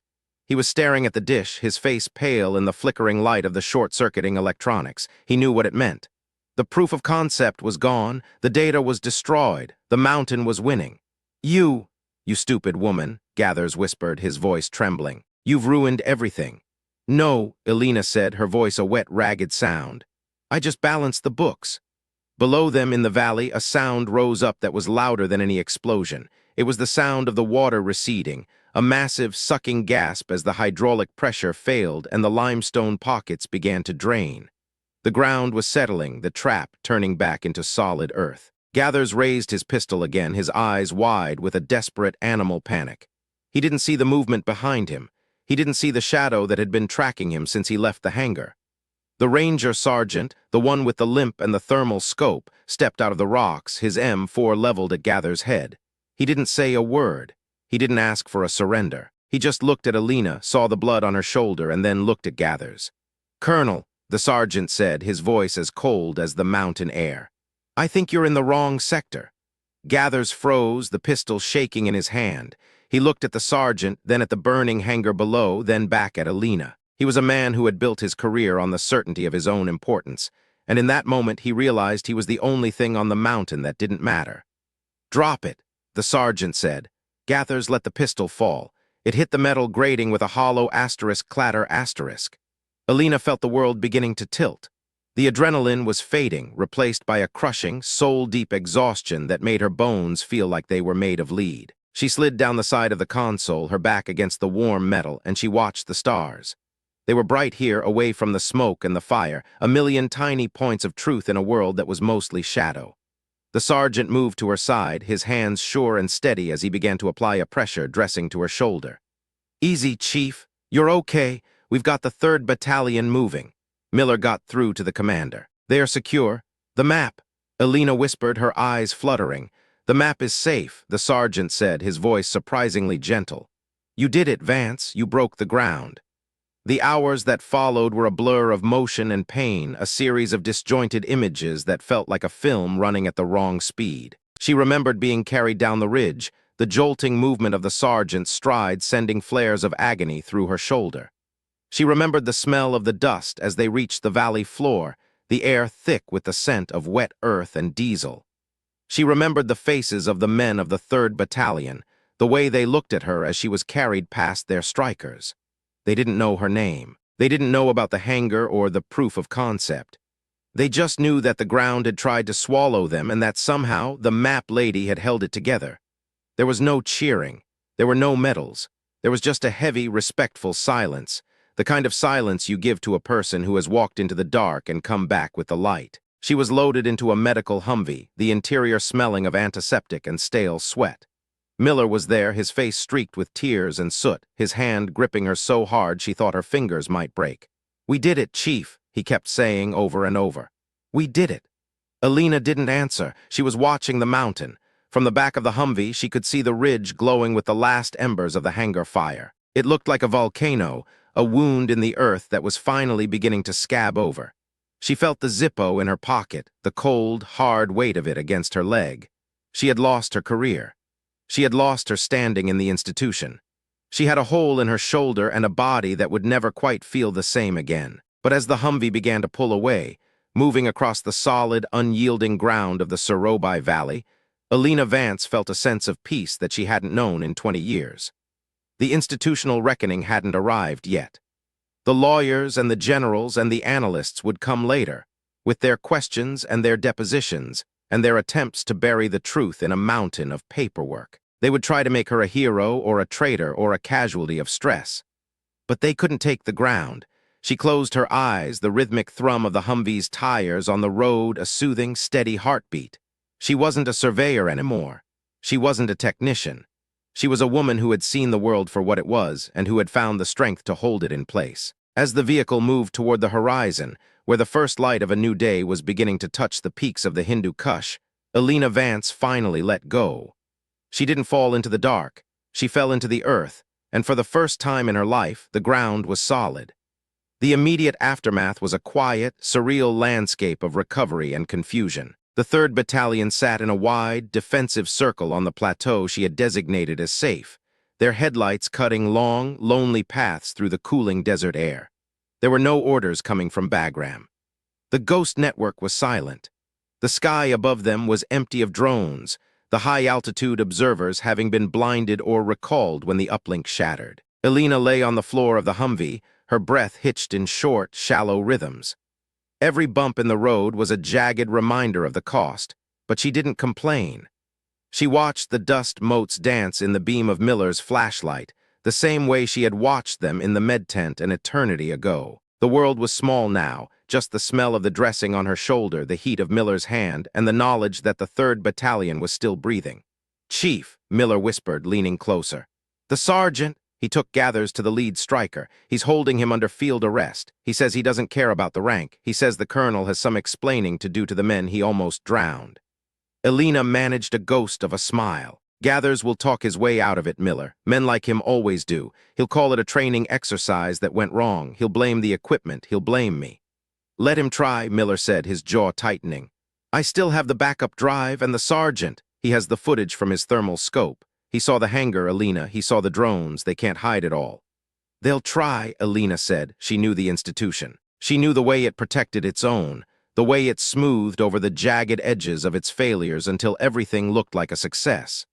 They would bury the proof of concept in a classified file, and they would bury her along with it. But it didn't matter. She looked out the window at the valley floor. The sinkhole was still there, a massive, dark scar in the earth, but the water was gone. The limestone was drying. The geography of the Sorobai had been changed, but it had been changed by her hand, not by a weapon. She felt a strange, detached sense of accomplishment. She had been the most experienced person in the room, and she had been treated as the least. She had been dismissed, humiliated, and hunted. And in the end, she had been the only one who knew the way out. The Humvee reached the temporary perimeter of the 3rd Battalion's camp. The soldiers there didn't look like the crisp, professional operators Gathers had employed. They were dirty, tired, and scared. They were young men from places like Ohio and Georgia and Montana, men who had signed up to serve a country and had found themselves caught in a laboratory experiment. When the Humvee stopped, a young lieutenant approached the door. He didn't look at Miller, he looked at Elena. He saw the blood, the soot, and the hard, controlled light in her eyes. He didn't know who she was, but he knew what she had done. "Ma'am," the lieutenant said, his voice cracking slightly. "The commander wants to thank you, he says. He says he's sorry he didn't listen to the radio." Elena looked at him, her gaze unflinching. "Don't thank me, Lieutenant. Just watch the ground. It's the only thing that doesn't lie to you." She let the medic take her then, her body finally surrendering to the weight of the night. As she was lifted onto the stretcher, she felt the cool air of the valley on her face, a clean, sharp wind that tasted of nothing but stone and distance. The institutional reckoning was coming. The future was a map she hadn't drawn yet, a landscape of court-martials and classified hearings, and the quiet, permanent loss of the only life she had ever known. But as the sun began to crest the eastern ridge, turning the peaks of the mountains into a jagged line of fire, Elena Vance knew that she had earned the right to walk away. She had found the hidden thing. She had mapped the fire, and she had saved the men who would never know her name. The map lady was tired, but for the first time in 15 years, she was sure of her coordinates. The silence of the valley was different now. It wasn't the silence of a trap waiting to be sprung. It was the silence of a world that had been saved from itself. As the first medevac helicopter appeared on the horizon, its rhythmic asterisk thud-thud-thump asterisk a heartbeat in the morning light, Elena Vance closed her eyes and let the map fade into the dark. She was Elena Vance. She was a chief warrant officer in the United States Army. She was a surveyor of truths, and she was still standing. The cost was absolute. Her career was a ruin of burnt paper and shattered protocols. Her body was a map of scars and bruises. Her standing in the world she had served was a question mark that would likely be answered with a dishonorable discharge or a quiet, forced retirement. She had betrayed the chain of command to save the mission. She had acted without orders, stolen a vehicle, and destroyed billions of dollars in government property. But as she felt the lift of the helicopter taking her away from the Sorobai, Elena Vance didn't feel like a criminal. She felt like a person who had finally seen the whole picture. The institution was a machine designed to win wars and manage data. But the ground was a living thing, and it didn't care about hierarchies or budgets. It only cared about the weight you put on it. She had balanced the weight. She had corrected the map. And as the valley fell away beneath her, a vast, beautiful expanse of limestone and shadow, Elena Vance knew that no matter what the report said, she was the only one who knew where the solid ground really was. The pilot of the Black Hawk banked the aircraft toward Bagram, the morning sun flooding the cabin with a harsh, golden light. He caught Elena's eye in the reflection of the cockpit glass, a brief professional nod from one operator to another. He didn't know the story. He didn't know about the hangar or Gathers or the 4 Hertz pulse. He just saw a soldier who had been through the meat grinder and was still holding her head up. Elena nodded back, a small, weary gesture that cost her more than the climb had. She looked down at her hands, which were stained with grease and blood and the dust of the Sorobai. They were the hands of a technician, the hands of a surveyor. They were the hands of the woman who had broken the world to save it. The descent into Bagram was a descent into the world of labels and categories. As the helicopter touched down on the tarmac, the map lady was already being transformed into a subject of interest.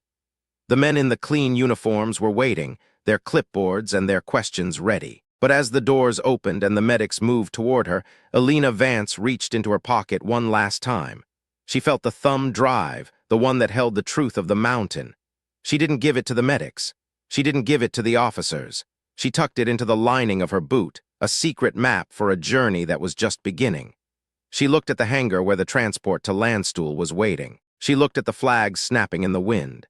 And then she looked at the mountains far to the west where the dust was still settling over the ruins of a lie. "Chief Vance," a voice said, authoritative and cold. "We need to talk about your report."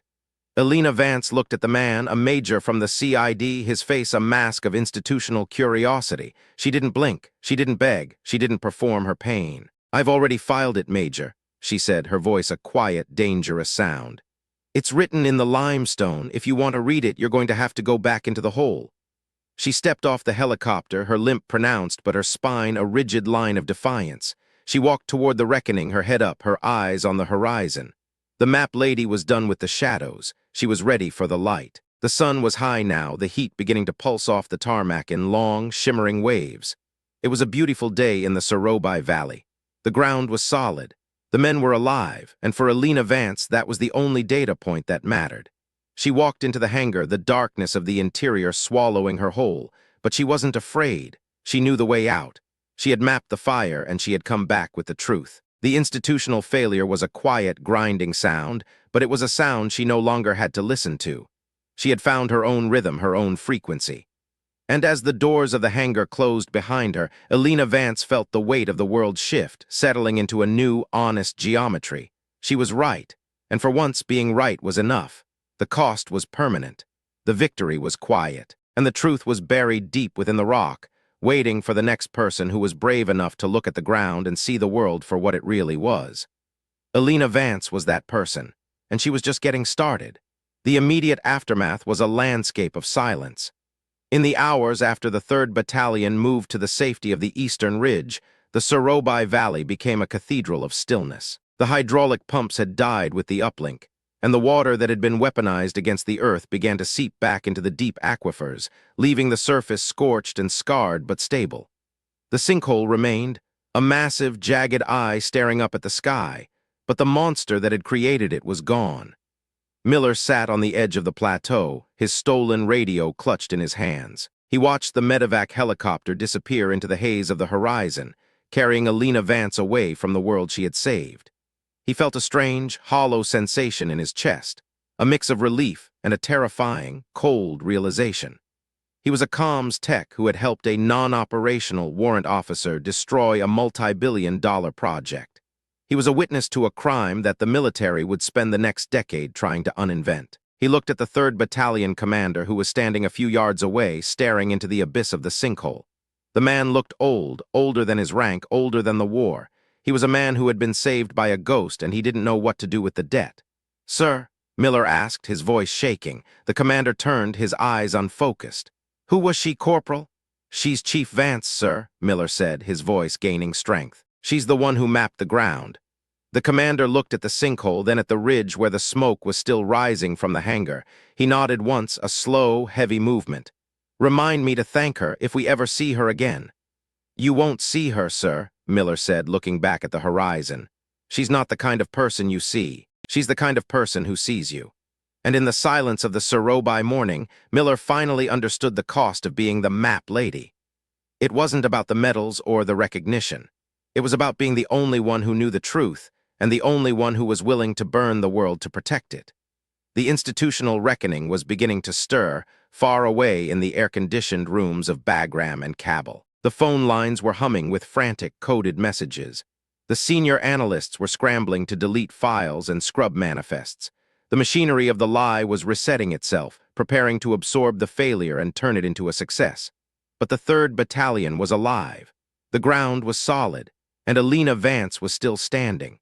The story of the Sorobai Valley would be told in a dozen different ways. It would be a tectonic event, a logistical error, a brilliant tactical retreat. It would be anything and everything except the truth. But as the sun reached its zenith, casting short, hard shadows across the valley floor, the men of the 3rd Battalion didn't look at the reports. They looked at the road. They looked at the mountains. And they remembered the woman who had walked into the fire to give them back the earth. Elena Vance had mapped the fire, and the fire had left her clean. The cost was her career. The cost was her body. The cost was the only life she had ever known. But as she lay in the back of the transport plane, the cold air of the high altitude numbing the pain in her shoulder, Elena Vance felt a sense of peace that was deeper than any map. She had seen the world. She had found the truth, and she had held the ground. The reckoning was coming. But for now, there was only the flight, the stars, and the solid, unyielding truth of a mission accomplished. She was Elena Vance. She was a surveyor, and she was home. The plane banked toward the west, leaving the Sorobai Valley behind. The mountains looked small from here, tiny, jagged teeth in the maw of the earth. But Elena knew better. She knew the weight of them. She knew the secret rhythm of their hearts. She closed her eyes and let the map fade. She didn't need it anymore. She knew the way. She was the fire, and the fire was finally out. The immediate aftermath was not an end, but a transition. Elena Vance was no longer a part of the machine. She was a witness to it. And as the transport plane touched down on the tarmac at Landstuhl, she knew that the real battle, the one for the truth, was only just beginning. She stepped off the plane, her boot hitting the solid ground of Germany with a firm, decisive asterisk thud asterisk. She didn't look for the medics. She didn't look for the officers. She looked for the horizon. She was Elena Vance, and she was ready for the next map. The institutional failure was complete, but the human victory was absolute, and in the end, that was the only coordinate that mattered. The map lady had found her place, and it wasn't on the page. It was in the world. The 3rd Battalion would move on. The Sorobai project would be buried. The war would continue. But the ground would remember Elena Vance. It would remember the woman who had seen its secrets and had chosen to protect them. She walked into the med center, her head up, her heart steady. She was ready for the reckoning. She was ready for the truth. She was Elena Vance, and she was still standing. The cost was her life as she knew it, but the prize was the person she had become. And as the doors of the med center closed behind her, Elena Vance felt the weight of the world shift, settling into a new, honest geometry. She was right, and for once being right was enough. The story was written in the limestone. It was written in the blood. It was written in the stars. Elena Vance had mapped the fire, and she had come back to tell the tale. But she didn't tell it to the generals. She didn't tell it to the analysts. She told it to the ground. And the ground, for the first time in 100 years, was silent. The fluorescent light in the Bagram Trauma Center hummed at 60 hertz, a sharp, electric buzz that vibrated inside the stitches of Elena's shoulder. It was a sterile, unforgiving sound, a stark contrast to the low, grinding roar of the Sorobai mountain that still lived in the marrow of her bones.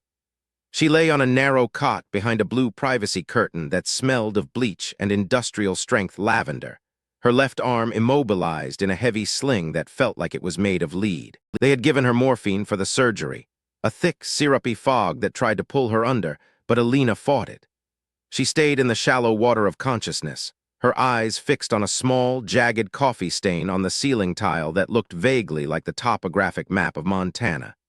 She needed to stay awake because she knew that in the military, the moment you stopped watching the room was the moment they changed the story. The door at the end of the ward hissed open, the sound of polished low quarters clicking against the linoleum signaling the arrival of the first wave. It wasn't the medics.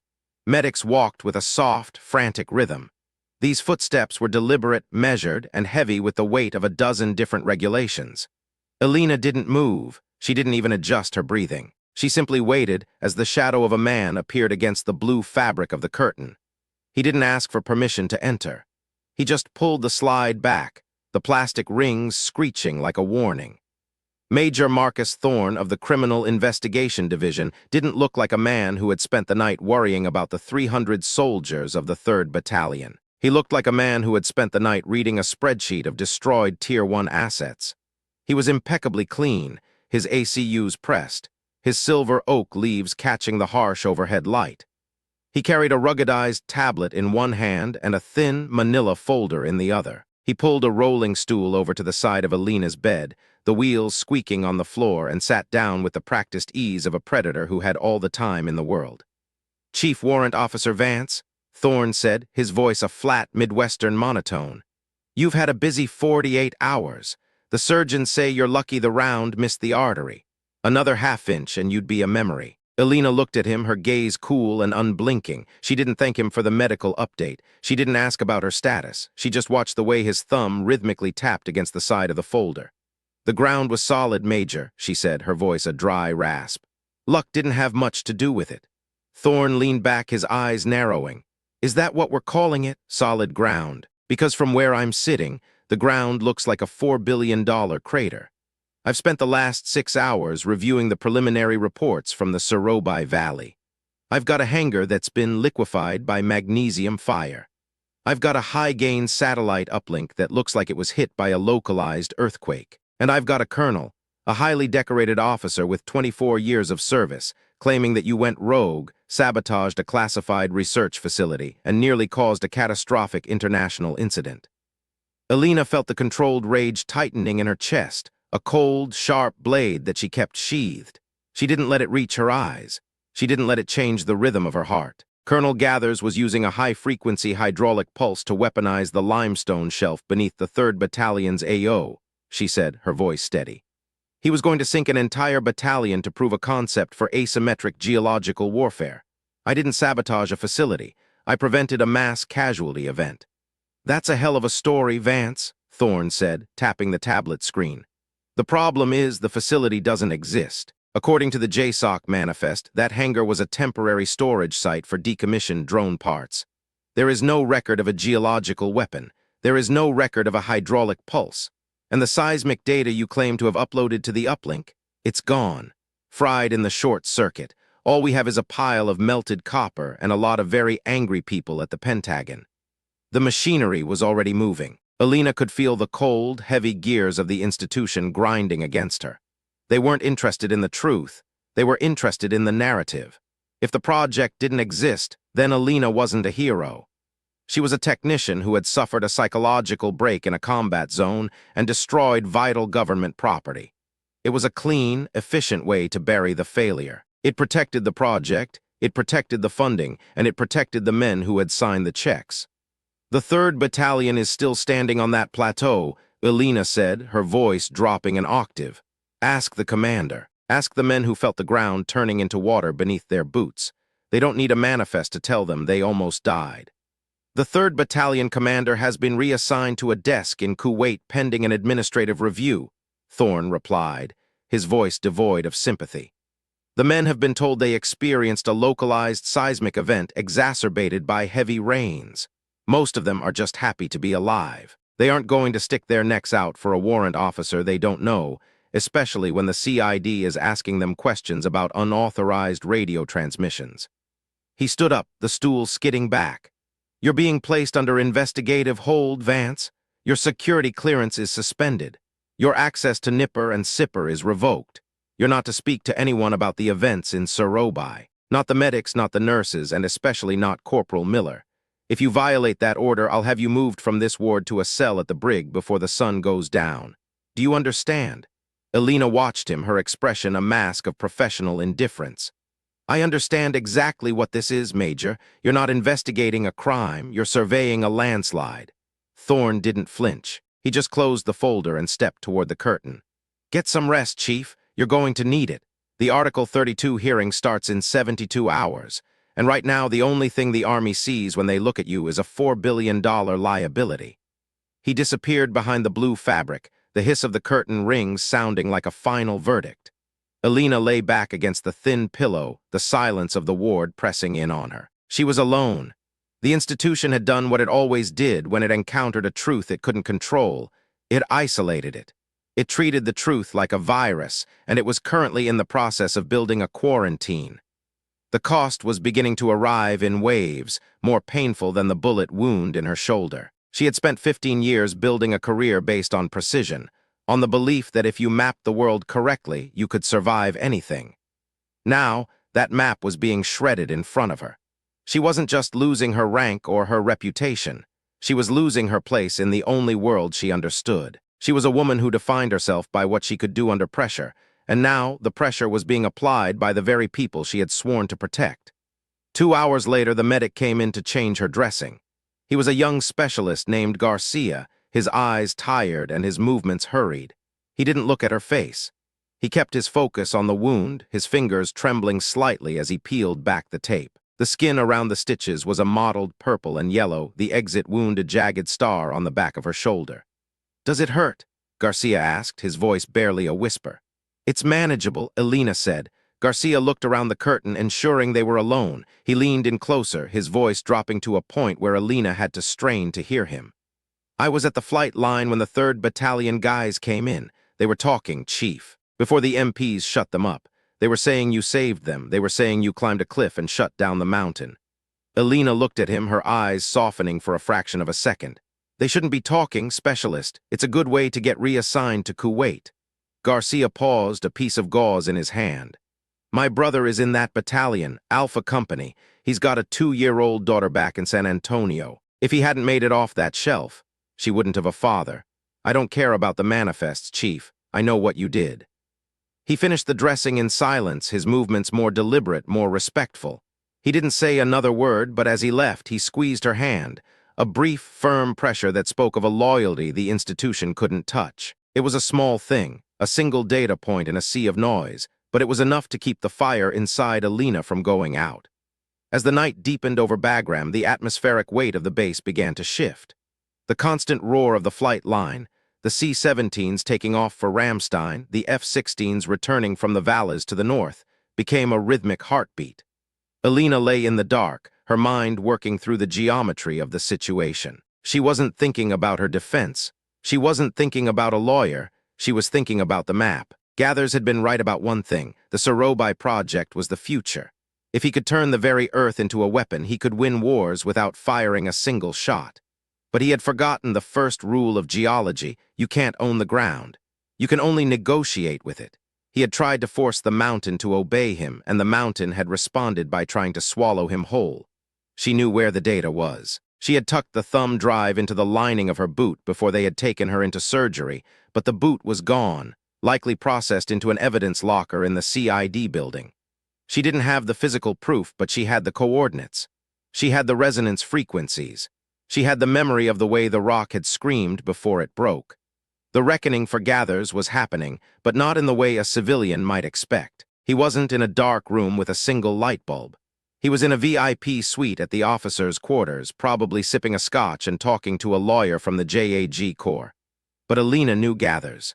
She knew the specific, quiet terror of a man who had seen his proof of concept turn into a disaster. He wouldn't be worried about the 3rd Battalion. He would be worried about the funding. He would be worried about the fact that the future of warfare was currently a pile of slag in a valley that shouldn't have existed. The next morning, the door to the ward opened again, but this time the footsteps were different.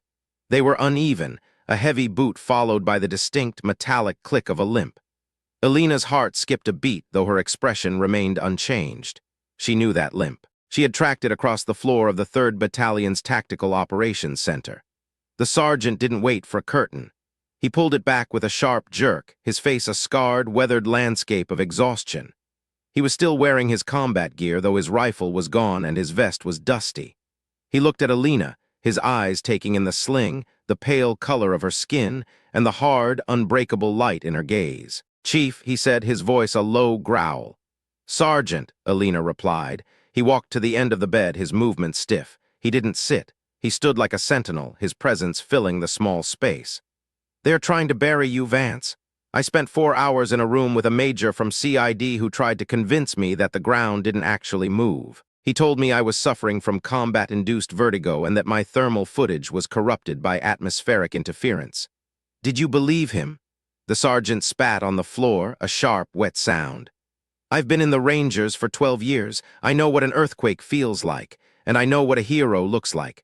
I told him to go to hell. I told him if he wanted to court-martial me for telling the truth, he could start the paperwork right then." "You shouldn't have done that," Elena said, though she felt a surge of warmth she hadn't expected. "You have a career, Sergeant. You have a team. My team is alive because of you," he said, stepping closer.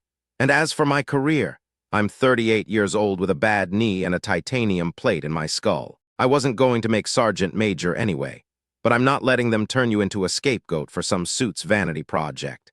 He reached into his pocket and pulled out a small, crumpled piece of paper.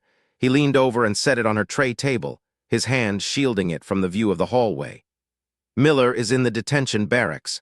They're charging him with theft of government property and unauthorized use of a secure network. They're trying to break him, Vance. They want him to say you ordered him to steal that vehicle. They want him to say you were acting out of malice." Elena looked at the paper. It was a set of coordinates written in Miller's messy, frantic hand. "What's this?" "The location of the secondary server," the sergeant whispered. Before the uplink went down, Miller managed to bounce a packet to a backup site in Bagram. It's hidden in the logistics network, masked as a warehouse inventory file. He couldn't get to it, but he says you'll know what to do with it. Elena felt a sharp, cold clarity settle over her. Miller hadn't just been a technician, he had been her partner. He had seen her clearly when everyone else was blind, and even now, under the threat of a dishonorable discharge, he was still fighting for her. He had given her the only thing that mattered, the map to the truth. "I need to get out of here," Elena said, her fingers curling around the paper. "You're not going anywhere, Chief," the sergeant said, his eyes flicking to the door. "There's an MP stationed at the end of the hall. You're on medical lockdown, but I'm still the NCOIC of the security detail for the CID building. I can't get you out, but I can make sure the right doors stay unlocked for a few minutes tonight." He looked at her then, a long, silent look that carried the weight of everything they had been through in the Surobi. It wasn't a look of pity. It was a look of recognition. He saw the extraordinary hidden capability that she had spent her life trying to manage, and for the first time he was asking her to use it. "Why are you doing this?" Elena asked. The sergeant straightened his back, his jaw setting. "Because I'm tired of watching the best people I know get broken by the worst people I know, and because I want to see the look on Gather's face when you walk into that hearing with the data." He turned and walked out, his limp sounding like a rhythmic drumbeat against the linoleum. Elena watched him go, her mind already moving past the pain in her shoulder, past the morphine fog, and into the dark, precise logic of the mission. She wasn't just a surveyor anymore. She was the one who was going to redraw the map. The hours that followed were a study in controlled patience. Elena watched the sun move across the ceiling tiles, marking the time by the shift of the shadows. She ate the bland, lukewarm hospital food without tasting it. She allowed the nurses to check her vitals, her face a mask of compliant exhaustion. She played the part of the wounded soldier, the broken woman, while her mind was a whirlwind of calculations. The Bagram logistics network was a labyrinth of legacy systems and modern encryption. To find a file masked as inventory, she would need access to a terminal with at least level 4 clearance. There was one in the head nurse's office, 50 feet down the hall. There was another in the CID annex, half a mile across the base. At 22:00, the lights in the ward were dimmed. The rhythmic thrum of the bass settled into a low, nocturnal hum. Elena waited until the night nurse, a harried captain named Miller, retreated to the break room for her hourly dose of caffeine. She sat up slowly, the movement sending a white-hot spike of agony through her shoulder. She didn't gasp. She didn't groan. She simply breathed through the pain, waiting for the world to stop spinning. She slid her feet out of the bed, the cold floor a shock against her skin. She was wearing a thin hospital gown and a pair of non-slip socks. She looked at her reflection in the small, polished metal mirror above the sink. She looked pale, her eyes shadowed, her hair a mess of sweat and dust. She looked like a casualty. But when she looked into her own eyes, she saw the woman who had stood on the ridge of the Surobi and watched the mountain break. She saw the surveyor. She saw the truth. She moved to the closet and found her uniform. It was torn and stained with blood, but it was hers. She dressed slowly, her one good hand fumbling with the buttons, her teeth gritted against the scream that wanted to escape her throat. She didn't put on the boots. She couldn't reach them without bending her shoulder, but she found her tactical sandals in the bottom of the locker. They would have to do. She stepped out of the ward, staying low and moving with the silent, fluid grace of a shadow. The hallway was empty, the only sound the distant hum of the air conditioning. She reached the head nurse's office and tried the handle. It was locked. She didn't panic. She reached into her pocket and pulled out a small, bent piece of wire she had scavenged from the privacy curtain. It was a crude tool, but Elena had spent her childhood in a Montana machine shop. She knew how things were built, and she knew how they were broken. 3 seconds later, the lock clicked and she slipped inside. The office was small, cluttered with files and the smell of stale coffee. The terminal sat on a metal desk, its screen glowing with a soft, amber light. Elena sat down, her fingers flying over the keys. She didn't look for the file directly. That would trigger an alert in the network security center. Instead, she looked for the gaps in the inventory. She looked for the missing parts that didn't exist, the ghost entries that Gathers had used to hide his funding. She found it at 22:45, a file marked Drone Sensors Surobi V4. It was 2 gigabytes of raw seismic data encrypted with a rolling JSOC key. Elena felt a surge of adrenaline that made her hands shake. This was it. This was the heartbeat of the mountain. This was the proof that Gathers had been playing God with the earth. She began the download, the progress bar moving with agonizing slowness. 10%, 20%, 30%. The sound of footsteps in the hallway made her freeze. They were heavy, rhythmic, and coming straight toward the office. Elena didn't have time to shut down the terminal. She didn't have time to hide. She slid under the desk, her back pressed against the cold metal, her breath held in her lungs. The door opened. The light from the hallway spilled across the floor, illuminating the desk and the glowing screen. A pair of polished boots stepped into the room. Elena could see the crease in the trousers, the sharp, professional edge of a man who lived for the rules. Major Thorne. He walked to the desk and looked at the terminal. He didn't say anything. He didn't call for help. He just stood there, the silence in the room growing until it felt like it was going to shatter the walls. Elena could hear his heartbeat, or maybe it was her own, a frantic, rhythmic pounding in her ears. "I know you're in here, Vance," Thorne said, his voice quiet, almost conversational. "You're a geologist. You should know that you can't hide in a room this small. The resonance is all wrong." Elena didn't move. She didn't breathe. "The download is at 60%, Thorne continued. "In about 3 minutes, the network security team is going to see a massive data transfer from a nurse's station to an unauthorized drive. They'll be here in 5. If you leave now, I can tell them it was a glitch. I can tell them I was just checking the logs." Elena realized then that Thorne wasn't there to catch her. He was there to warn her. He was a creature of the institution, yes, but even the institution had its limits. He had seen the reports. He had seen the faces of the 3rd Battalion, and he was starting to realize that the $4 billion liability was actually the only person in the room who wasn't lying. "Why?" Elena whispered, her voice muffled by the desk. Thorne sighed, a weary, heavy sound.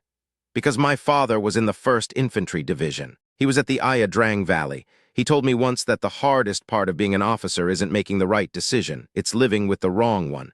I don't want to live with this one, Vance." He turned and walked toward the door. "You have 2 minutes. After that, I'm calling it in. If you're still here, I can't help you."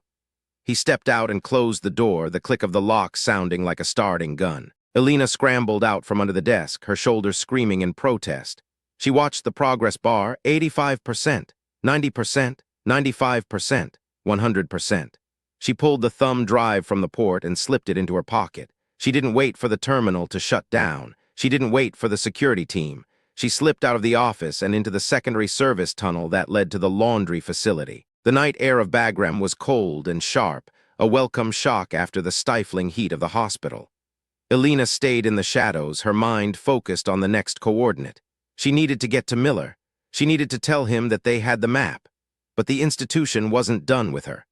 As she rounded the corner of the motor pool, a pair of headlights cut through the dark, blinding her. A siren wailed, a sharp, piercing sound that tore through the quiet of the base. "Halt!" A voice roared over a loudspeaker. "Stay where you are, hands in the air." Elena didn't run, she didn't hide. She stood her ground, the thumb drive clutched in her hand, the weight of the truth finally balancing the scales. She looked into the glare of the lights, her face a mask of controlled, unwavering defiance. The reckoning had arrived. But this time she wasn't the one who was going to be buried. The MPs swarmed her, their movements rough and practiced. They forced her to the ground, the impact sending a wave of agony through her shoulder that finally broke through her control. She gasped, a sharp, ragged sound, but she didn't scream. She didn't beg. She simply closed her eyes and held onto the thumb drive, her fingers locked around it like a lifeline. They took her to the detention barracks, a low, concrete building on the far edge of the base.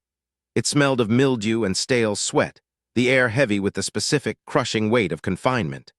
They stripped her of her uniform, gave her a pair of orange coveralls, and locked her in a cell that was 6 feet wide and 8 feet long. There was no bed, just a thin plastic mat on the floor. There was no window, just a small, barred vent near the ceiling. Elena sat on the mat, her back against the cold wall, and she watched the light from the hallway flicker beneath the door. She was in the hole, but for the first time in years, she felt like she was on solid ground. Hours passed, or maybe it was days. The time in the hole had a way of stretching and folding, a geological process that turned minutes into eons.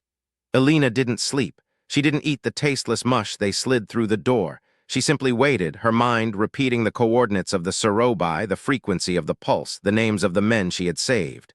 On the 3rd day, the door opened. It wasn't Thorne. It wasn't the sergeant. It was Colonel Gathers. He was wearing his class A uniform, his medals gleaming, his silver eagles looking like predatory birds on his shoulders. He looked older, more tired, but his eyes were still filled with the same cold, professional arrogance that had nearly destroyed a battalion. He walked into the cell and stood over Elena, his presence a suffocating weight. "You've caused a lot of trouble, Vance," Gathers said, his voice a low, dangerous purr. "The Pentagon is breathing down my neck. The JSOC commander is asking questions about unauthorized seismic experiments. And you're sitting in a cell holding onto a thumb drive that doesn't exist." Elena looked up at him, her gaze unflinching. "If the drive doesn't exist, why are you here, Colonel? Why aren't you in Washington, accepting your medal for the Sorobi project?" Gathers smiled, a thin, mirthless line. "Because I'm a patriot, Elena, and a patriot knows that sometimes the truth is a luxury we can't afford. The project was the future. It would have saved thousands of American lives, and you destroyed it because you couldn't handle the cost." "The cost was 300 men," Elena said, her voice dropping to a point that made Gathers flinch. "Men who trusted you, men who thought you were their commander, not their executioner. Their soldiers," Gathers snapped, his control finally slipping. "They signed up to die for their country, whether it's by a bullet or a mountain shouldn't matter to them." "It matters to the ground," Elena said. "It matters to the truth." Gathers leaned in close, his breath smelling of peppermint and stale coffee.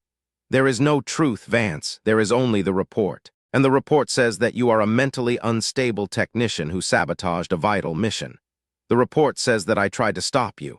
The report says that you're going to spend the rest of your life in a military prison." He reached out and grabbed her chin, his fingers digging into her skin. "Give me the drive, Elena. Give it to me, and I'll make sure you get a quiet discharge. I'll make sure you get the medical help you clearly need. Don't throw your life away for a map that no one will ever see." Elena looked at him, her eyes filled with a dark, terrifying competence that made Gathers pull his hand back. She didn't say a word. She didn't have to. The silence in the cell was louder than any argument. It was the silence of the mountain before it broke. It was the silence of a woman who had already decided what her life was worth. Gathers stood up, his face a mask of fury. "Fine, have it your way. The hearing starts at 0800 tomorrow. Enjoy the dark, Vance. It's the only place you're ever going to be right again." He slammed the door, the sound echoing through the barracks like a gunshot. Elena sat back against the wall, her breath coming in slow, even rhythms. She felt the thumb drive beneath the plastic mat, its sharp edges a comfort against her leg. She wasn't afraid of the dark. She was a surveyor. She had spent her life learning how to see in the places where other people were blind. And she knew that no matter how deep they buried her, the truth would always find a way to the surface. The morning of the hearing arrived with a cold, gray light that filtered through the vent in the ceiling. Elena was taken from her cell, handcuffed, and led through the base to the JAG building. She was flanked by 4 MPs, their faces grim, their movements mechanical. She didn't look at them. She didn't look at the soldiers who stopped to watch her pass. She kept her eyes on the horizon, on the jagged peaks of the Hindu Kush that were still glowing with the first light of the sun. The hearing room was small, sterile, and filled with the heavy scent of old paper and floor wax. At the front of the room sat a panel of 3 officers, a colonel from the JAG Corps, a lieutenant colonel from the Corps of Engineers, and a major general from JSOC. They looked like statues, their faces devoid of emotion, their eyes fixed on the folders in front of them. Gathers was already there, sitting at the prosecution table with a team of lawyers. He looked confident, his chin held high, his hands folded neatly on the table.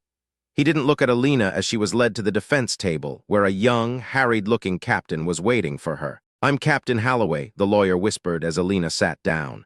"I've reviewed your file, Vance. It's not good. They've got witnesses, manifests, and a psychiatric evaluation that says you're suffering from acute stress disorder." "Do you have the drive?" Elena asked, her voice a quiet, steady sound. Holloway blinked, his eyes widening. "The drive? You mean the one you were caught with? CID has it. It's evidence." "No," Elena said, a ghost of a smile touching her lips. "They have the drive I wanted them to find, the one that's filled with encrypted nonsense. I have the real one." She reached into her pocket, or where her pocket would have been if she were still in her uniform. Instead, she reached into the waistband of her coveralls and pulled out a small, flat piece of plastic. She had spent the night in her cell carefully transferring the data to a secondary micro SD card she had scavenged from her own GPS unit weeks ago, hidden inside the heel of her tactical sandal. "Put this into the terminal," Elena whispered, sliding the card across the table. "Don't ask questions, just do it." Holloway looked at the card, then at Elena, his expression a mix of terror and awe. He was a young officer, a man who had spent his career following the rules, but in that moment he saw the extraordinary hidden capability of the woman sitting next to him. He saw the surveyor who had mapped the fire. I could lose my commission for this, Holloway whispered. You could save 300 men, Elena replied. The hearing began with the dry, rhythmic reading of the charges: destruction of government property, theft, sabotage, unauthorized use of a secure network. To the panel of officers, it sounded like an open and shut case. Gathers was called to the stand first, and he told his story with the practiced ease of a master orator. He spoke of the Project Sarobai as a humanitarian effort to stabilize the valley. He spoke of Elena's instability and her unprovoked attack on the facility. He spoke of his own heroic efforts to save the 3rd Battalion from the disaster that she had caused. It was a perfect lie. It was a map of a world that didn't exist, drawn by a man who had forgotten that the ground always remembers. When it was Elena's turn to speak, she didn't stand up. She didn't make a speech. She simply looked at the Major General from JSOC, her eyes locking onto his. Colonel Gathers is right about one thing, Elena said, her voice clear and steady. The Sarobai project was the future, but it wasn't a humanitarian effort. It was a weapon, and I have the coordinates to prove it. She nodded to Holloway. The young captain, his hands shaking, inserted the micro SD card into the terminal on the desk. He hit a key, and the screens on the wall flickered to life. It wasn't a report. It wasn't a manifest. It was a 3-dimensional rendering of the Sarobai Valley, a glowing, skeletal map of the Earth itself. On the screen, the hydraulic pulse was visible as a series of rhythmic red ripples spreading out from the hangar and into the limestone shelf. The data was raw, visceral, and undeniable. It showed the ground turning to water. It showed the 3rd Battalion sitting in the center of the kill zone. And it showed the command signal originating from Gather's private terminal that had triggered the final collapse. The room went silent. The Major General stood up, his face turning a deep, angry shade of red. He looked at the screen, then at Gathers, who had gone pale, his confident mask shattering like glass. "What the hell is this, Colonel?" the general roared. Gathers tried to speak, but the words died in his throat. He looked at Elena, and for the first time he saw her. He saw the woman he had dismissed, the woman he had tried to bury. He saw the map lady. The institutional response was immediate and devastating. The hearing was adjourned. The room was cleared. Elena was taken back to her cell, but this time the MPs didn't touch her. They stood at the door, their eyes averted, their bodies tense. 2 hours later, Major Thorne arrived. He wasn't carrying a folder. He was carrying a set of clean ACUs and her boots. "The general wants to see you, Vance," Thorne said, his voice quiet. "The 3rd Battalion commander is on a flight back from Kuwait, and Colonel Gathers, he's being escorted to the brig." Elena didn't say anything. She simply dressed, her movements slow and deliberate. She put on the boots, the solid weight of them a comfort against the floor. She felt the ache in her shoulder, the exhaustion in her bones, the cost of everything she had done. She walked out of the detention barracks and into the light of the Bagram afternoon. The sun was high, the sky a brilliant, heartbreaking blue. She looked toward the mountains, toward the Sarobai, and she felt a sense of peace that was deeper than any victory. She had found the hidden thing. She had mapped the fire, and she had held the ground. The institutional reckoning was just beginning. There would be more hearings, more reports, more attempts to bury the truth in a new layer of paperwork. But as Elena Vance walked toward the general's office, she knew that she had already won. She had saved the men. She had corrected the map, and for a woman like her, that was the only reckoning that mattered. She was Elena Vance. She was a surveyor, and she was still standing. But as she reached the door to the general's office, she stopped. She looked at her hands, which were still stained with the dust of the valley. She looked at the thumb drive that Thorne had returned to her, the small plastic thing that held the truth of the world. She didn't go inside. She turned and walked toward the flight line, toward the C-17 that was waiting to take her back to the world she had left behind. "Chief Vance," Thorne called out, his voice echoing across the tarmac. "Where are you going? The general is waiting." Elena didn't look back. She kept walking, her head up, her eyes on the horizon. "I'm done with the reports, Major," she said, her voice a quiet, dangerous sound. "I'm going back to the ground."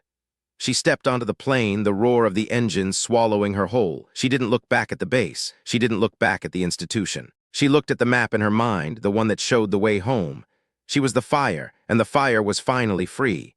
But as the plane lifted off, Elena felt a sudden, sharp vibration in her teeth. It was subtle, a hum that lived in the bones, the same frequency she had felt in the hangar. She looked out the window at the valley floor below, and she saw it. A single, rhythmic ripple in the sand, moving away from the base and toward the mountains. The project wasn't dead. Gathers was gone, but the mountain was still speaking. Elena Vance leaned back against the seat, her fingers curling around the thumb drive. She wasn't done yet. The map was still being drawn, and the map lady was the only one who knew where the next fault line was going to be. The vibration didn't stop when the C-17 Globemaster cleared the jagged, snow-dusted teeth of the Hindu Kush. It stayed in the soles of Elena's boots, a persistent, low-frequency thrum that seemed to bypass her ears and speak directly to the fluid in her inner ear. To the 18 other soldiers strapped into the red nylon jump seats, most of them walking wounded with bandages wrapped around heads or arms. It was just the mechanical protest of a heavy transport fighting the thin, high-altitude air. To Elena, it was a ghost. It was the echo of the Surobai mountain, a phantom resonance that felt like the earth itself was trying to follow her home. She sat with her back against the vibrating fuselage, her left arm strapped tightly across her chest in a fresh medical sling, her eyes closed. She wasn't sleeping. She was measuring. She was calculating the distance between the woman who had arrived in Afghanistan with a laser transit and a sense of duty, and the woman who was leaving it with a bullet hole in her shoulder and a piece of plastic in her pocket that could set the Pentagon on fire. The interior of the plane smelled of hydraulic fluid, sweat, and the metallic tang of dried blood. It was a sensory cocktail she had lived in for years, but now it felt suffocating.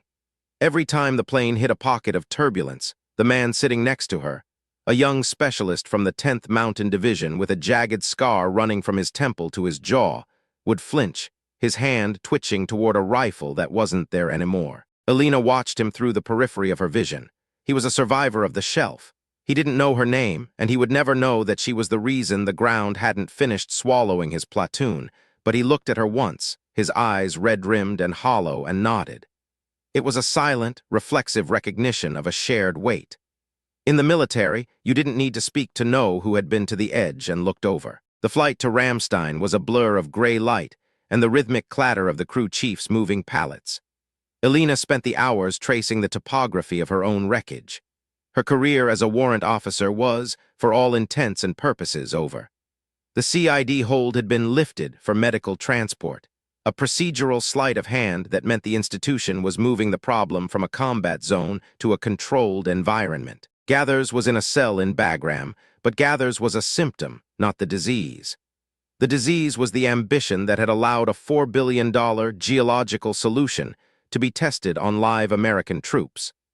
As the plane banked over the Atlantic, the sun began to bleed across the horizon, a sharp, cold orange that reminded her of the magnesium fires in the hangar. She reached into the small, hidden pocket she had sewn into the waistband of her civilian cargo pants, the ones the nurses had given her from the donation bin, and felt the sharp edge of the micro SD card. It was small, light. It weighed less than a penny, but it carried the mass of 300 lives. The landing at Dover Air Force Base was unceremonious. There were no cameras, no greeting parties, and no medals. It was 0300, and the Delaware air was thick with a damp, coastal chill that seeped into Elena's stitches like a needle. She was processed through the terminal with the efficiency of a logistics part. A bored airman checked her ID, noted the medical/pending administrative review status on his screen, and pointed her toward a nondescript white van waiting near the perimeter fence. There was no MP escort this time. The institution had shifted tactics. They weren't treating her like a criminal anymore. They were treating her like a secret. The driver of the van was a man in his 50s wearing a charcoal suit and the kind of generic government tissue haircut that screamed intelligence. He didn't offer to help her with her small bag. He didn't ask her how she was feeling. He simply waited for her to slide into the back seat and then pulled away from the flight line, the tires humming on the asphalt. "You're being taken to a transition facility in Arlington, Chief," the man said, his eyes fixed on the rearview mirror. "A doctor will see you, a lawyer will see you, and then a man who doesn't exist will see you." Elena leaned her head against the cool glass of the window. The American suburbs rolled by, gas stations, 24-hour diners, the flickering neon of a world that had no idea the ground beneath it was a variable. "What happens to the 3rd Battalion?" she asked, her voice sounding like gravel. "The 3rd is being refitted at Fort Carson," the driver replied. "Their records will show they encountered an unconventional seismic event during a high-altitude training exercise. They're getting extra leave. Their families are being told it was a miracle they survived the landslide. Everyone is happy, Vance. except for the people who have to balance the books. The books aren't balanced, Elena said, her eyes narrowing as they passed a sign for Washington, D.C. They're just being rewritten. The transition facility was a refurbished hotel on the outskirts of Arlington, the kind of place where the windows didn't open and the carpets smelled of industrial lemon. Elena was given a room on the 4th floor. The television was bolted to the wall. The phone had no outside line. For 3 days, she lived in a state of suspended animation. A military surgeon came in to change her dressings, his hands steady and his face a mask of professional silence. A JAG captain sat with her for 4 hours, his legal pad filled with questions about unauthorized data procurement and chain of command violations. He spoke in the language of damage mitigation. He wasn't there to defend her. He was there to find out how much she was willing to trade for her life. On the 4th night, the door opened, and a man walked in who didn't look like a soldier or a lawyer. He was older, his face etched with the weary lines of a man who had spent 40 years making uncomfortable things go away. He carried 2 cups of coffee from a nearby Starbucks and sat in the plastic chair by the window. He didn't introduce himself. "The general says you're a hell of a surveyor, Elena," the man said, sliding a cup toward her. "He says you see things the satellites miss. He also says you're the most stubborn woman he's ever had the displeasure of trying to protect." Elena didn't touch the coffee. She sat on the edge of the bed, her posture straight, her one good hand resting on her knee. "I'm not looking for protection." "Good," the man said, taking a slow sip of his own drink. "Because the kind of protection you'd need to stay in the army doesn't exist anymore. The Sorobi project was a mistake. A massive, expensive, catastrophic mistake, but it was also a prototype. There are people in this city who believe that the only way to stay ahead of the next conflict is to own the environment. They don't care about the 3rd Battalion. They care about the next 10 years. They want the data back, Elena, all of it." "The data is a death sentence," Elena said. "The mountain told us that. Gathers tried to force the rock to vibrate at a frequency it couldn't sustain. He wasn't weaponizing the earth. He was breaking the foundation. If you keep going, you're not going to win a war. You're going to collapse the theater." The man leaned forward, the light from the street lamp outside catching the gray in his hair. "I know. I've read your report, the one you managed to bounce through the logistics network before the MPs caught you. It's brilliant, it's terrifying, and it's the reason you're sitting in this room instead of a cell in Leavenworth. We don't want to continue the project, Elena. We want to bury it. We want to make sure no one else, not the Russians, not the Chinese, not even our own R&D boys, ever tries to pull that trigger again. But to do that, we need the master key. We need the raw seismic logs you took from the hangar." "And what do I get?" Elena asked. "A medal, a thank you for your service." The man laughed, a dry, hollow sound. "You get to walk away. Your medical discharge will be processed as honorable. Your pension will be intact.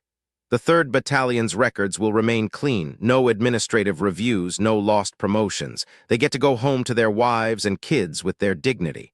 And you get to go back to Montana. You get to be the woman who knows the truth but never has to speak it again. It's the best deal you're ever going to get." Elena looked at him, her mind working through the geometry of the trade. It was the ultimate institutional bargain, her silence for their survival. If she released the data to the press, she would be a whistleblower for a week, and then she would be a casualty of the legal system. The 3rd Battalion would be dragged through the mud. The project would be rebranded and moved to another black site. But if she gave it to this man, she could ensure the men she saved stayed saved. She could protect the only family she had ever really known, the soldiers who stood on the line. "I want it in writing," Elena said, her voice cold. "The 3rd Battalion status, Corporal Miller's record, everything." "It's already done," the man said, reaching into his coat and pulling out a thick, sealed envelope. "Miller was released this morning. He's being reassigned to a signals unit in Hawaii. He thinks he got lucky. We'll let him keep thinking that." Elena reached into the waistband of her pants and pulled out the micro SD card. It looked so small against the backdrop of the Arlington skyline. She set it on the table between them. The man didn't grab it. He looked at it for a long moment, then nodded. "You're a good soldier, Vance," he said, standing up. "A better one than this country deserves." "I'm not a soldier anymore," Elena said. "I'm just a woman who knows where the bodies are buried." The man took the card, pocketed it, and left the room without another word. The silence that followed was different than the silence of the hospital or the cell. It was the silence of a closed door. The mission was over. The cost had been paid. 3 days later, Elena was standing on the curb at Dulles International Airport, her small bag over her shoulder. She was wearing a denim jacket and jeans, her arms still in the sling, but hidden beneath the fabric. She looked like any other traveler, another face in the sea of Americans returning from a long trip. She bought a one-way ticket to Billings, Montana. The flight across the heartland of America was a study in perspective. From 30,000 feet, the world looked like a map she had spent her life trying to master. She saw the geometric precision of the Midwest farms, the winding arteries of the Missouri River, and finally, the rising, jagged purple of the Rockies. It was a beautiful, indifferent landscape. It didn't care about frequencies or hydraulic pulses. It just was. When she landed in Billings, the air was dry and smelled of sagebrush and distant rain. It was the smell of her childhood, the smell of the ground she had first learned to measure with her father's old surveying chains. She rented a battered Ford F-150 and began the long drive south, toward the high plains where the mountains met the sky. She didn't go to her father's house. She went to a small, isolated cabin she had bought years ago with her deployment pay, a place tucked into a fold of the earth near the Gallatin National Forest. It was a simple structure, one room, a wood stove, and a porch that looked out over a vast, golden valley. She spent the first week in a state of physical and emotional exhaustion. Her shoulder ached with a dull, throbbing persistence, a reminder of the Surobi that would stay with her forever. She moved slowly, her body relearning the rhythms of a world without sirens or rotors. She chopped wood with her right arm, the repetitive motion a kind of therapy. She sat on the porch for hours, watching the shadows of the clouds move across the grass, her mind finally starting to quiet. On the 10th day, a truck pulled up the long, gravel driveway. Elena didn't reach for a rifle. She stood up, her hand resting on the porch railing, her eyes narrowed against the sun. The truck was a dusty, black Silverado with a Ranger sticker on the back window. The man who climbed out was wearing a flannel shirt and work boots, but his gait was unmistakable. It was the sergeant. He looked different without the body armor and the dust, but the scars on his face were the same, and the way he scanned the perimeter was a habit he would never break. He walked up to the porch and stopped, looking at Elena with a quiet, unreadable expression. "Nice place, Vance," he said, his voice the same low growl she remembered. "How did you find me, Sergeant?" Elena asked. "I'm a ranger," he said, a ghost of a smile touching his lips. "Finding people who don't want to be found is half the job. The other half is knowing when to stay away. I figured 10 days was enough time for you to stop looking for a fight." He reached into the bed of his truck and pulled out a small cooler. "I heard you were medically retired. I figured you might be thirsty." They sat on the porch in the deepening afternoon light, drinking cold beers and watching the wind move through the tall grass. For a long time, they didn't speak. They didn't need to. They were the only two people in this world who knew the true history of the Surobi, the only ones who had seen the mountain scream and lived to tell the tale. "They tried to give me a commendation medal," the sergeant said, staring out at the horizon, "for exceptional leadership during a localized natural disaster. I told them to shove it. I told them if they wanted to honor someone, they should put your name on the wall at the Pentagon." "That wall is for people who died," Elena said, taking a sip of her beer. "I'm not dead yet." "No," the sergeant said, looking at her. "But you're not the same either. None of us are. I saw Miller before he left for Hawaii. He's okay. He's twitchy as hell, but he's okay. He asked about you. I told him you were somewhere the ground didn't move." Elena looked down at her hands. "The ground always moves, Sergeant. We just usually aren't listening." "The 3rd is back at Carson," he continued. "Most of the guys are out. Disability, career changes, some just walked away. They're calling themselves the Shelf Survivors. They have a drink every Friday night at a bar off base. They leave an empty chair at the end of the table. For you." Elena felt a lump in her throat, a sudden, sharp surge of emotion she had been holding back since the moment she had stepped into the hangar in Bagram. She didn't let it break her. She just tightened her grip on the bottle, her knuckles turning white. "They don't owe me anything," she said. "They know that," the sergeant replied. "That's why they do it." He stayed for 2 hours. They talked about things that didn't matter, the price of lumber, the elk season, the way the weather was changing. When he finally got back into his truck, he leaned out the window and looked at her one last time. "You ever get tired of the silence, Chief, you let me know. I'm living over in Bozeman, working for a private security firm. It's boring as hell, but the coffee is better than the TOC." "I'll remember that," Elena said. She watched his taillights disappear down the driveway, the dust settling back onto the gravel. She was alone again, but the silence didn't feel as heavy as it had before. It felt like a foundation. As the sun dipped behind the peaks, the sky turned a deep, bruised purple. Elena went inside and lit the wood stove, the smell of pine smoke filling the cabin. She sat at the small wooden table she had built herself and pulled a topographic map of the Gallatin Valley from a drawer. She laid it out under the soft light of a kerosene lamp, her fingers tracing the contour lines. She wasn't looking for minerals. She wasn't looking for weapons. She was just looking at the earth. She realized then that the man in the suit had been wrong about one thing. She hadn't given him the master key. The micro SD card had contained the raw data, the logs, the command signals, everything they needed to bury the project. But the real key wasn't on a piece of plastic. It was in her head. It was the intuitive understanding of the way the rock resonated, the way the pressure built before the break, the language of the lithosphere that she had spent 15 years learning to speak. Gathers had tried to use that language to destroy. Elena would use it to listen. She reached into her bag and pulled out a small, handheld seismic monitor she had managed to keep in her personal gear. It was a civilian model meant for hikers and amateur geologists. She stepped out onto the porch and knelt down, pressing the sensor against the cold, hard-packed dirt of the Montana soil. She closed her eyes and waited. At first, there was nothing but the background noise of the world, the wind in the trees, the distant hum of a highway, the beating of her own heart. But then she felt it. A faint, rhythmic pulse deep within the crust. It wasn't the violent, artificial scream of the Surobi. It was the natural heartbeat of the planet, the slow, tectonic shift of a world that was constantly remaking itself. It was beautiful, it was terrifying, and it was the truth. Elena Vance sat on the edge of her porch, the surveyor who had found her way home. She was a woman who had been dismissed, betrayed, and broken by the institution she had served, but she had come out the other side with something they could never take away. She knew the secret of the ground. She knew that no matter how much man tried to dominate the earth always had the final word. She thought about the 3rd Battalion, sitting in that bar in Colorado, leaving a chair empty for a woman they didn't know. She thought about Miller watching the Pacific waves and wondering if the ground was still solid. She thought about Gathers, sitting in a cell, still believing he could have owned the mountain. The cost had been high. She would never wear the uniform again.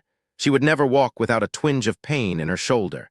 She would carry the weight of the Surobi until the day she died. But as she sat there in the dark, listening to the earth breathe, she knew she would pay it all again. She was the watchman. She was the one who listened when everyone else was deaf. She was the map lady. The years that followed were quiet, but they weren't empty. Elena became a legend in the local community, the woman who lived on the ridge and could tell you when a storm was coming 48 hours before the weather service. She never talked about her time in the military. She never mentioned Afghanistan. She just worked her small piece of land, fixed her own truck, and occasionally helped the Forest Service map the shifting fault lines in the backcountry. Sometimes, at night, she would dream of the Surobi. She would see the magnesium fire and feel the ground turning to water. She would see the faces of the men on the shelf, their eyes filled with the primal terror of a world coming apart. She would wake up in a cold sweat, her heart hammering in her chest, her hand reaching for a rifle that wasn't there. But then, she would step out onto her porch and feel the solid, unchanging weight of the Montana rock beneath her feet. She would look up at the stars, the same stars that had watched over her in the desert, and she would breathe.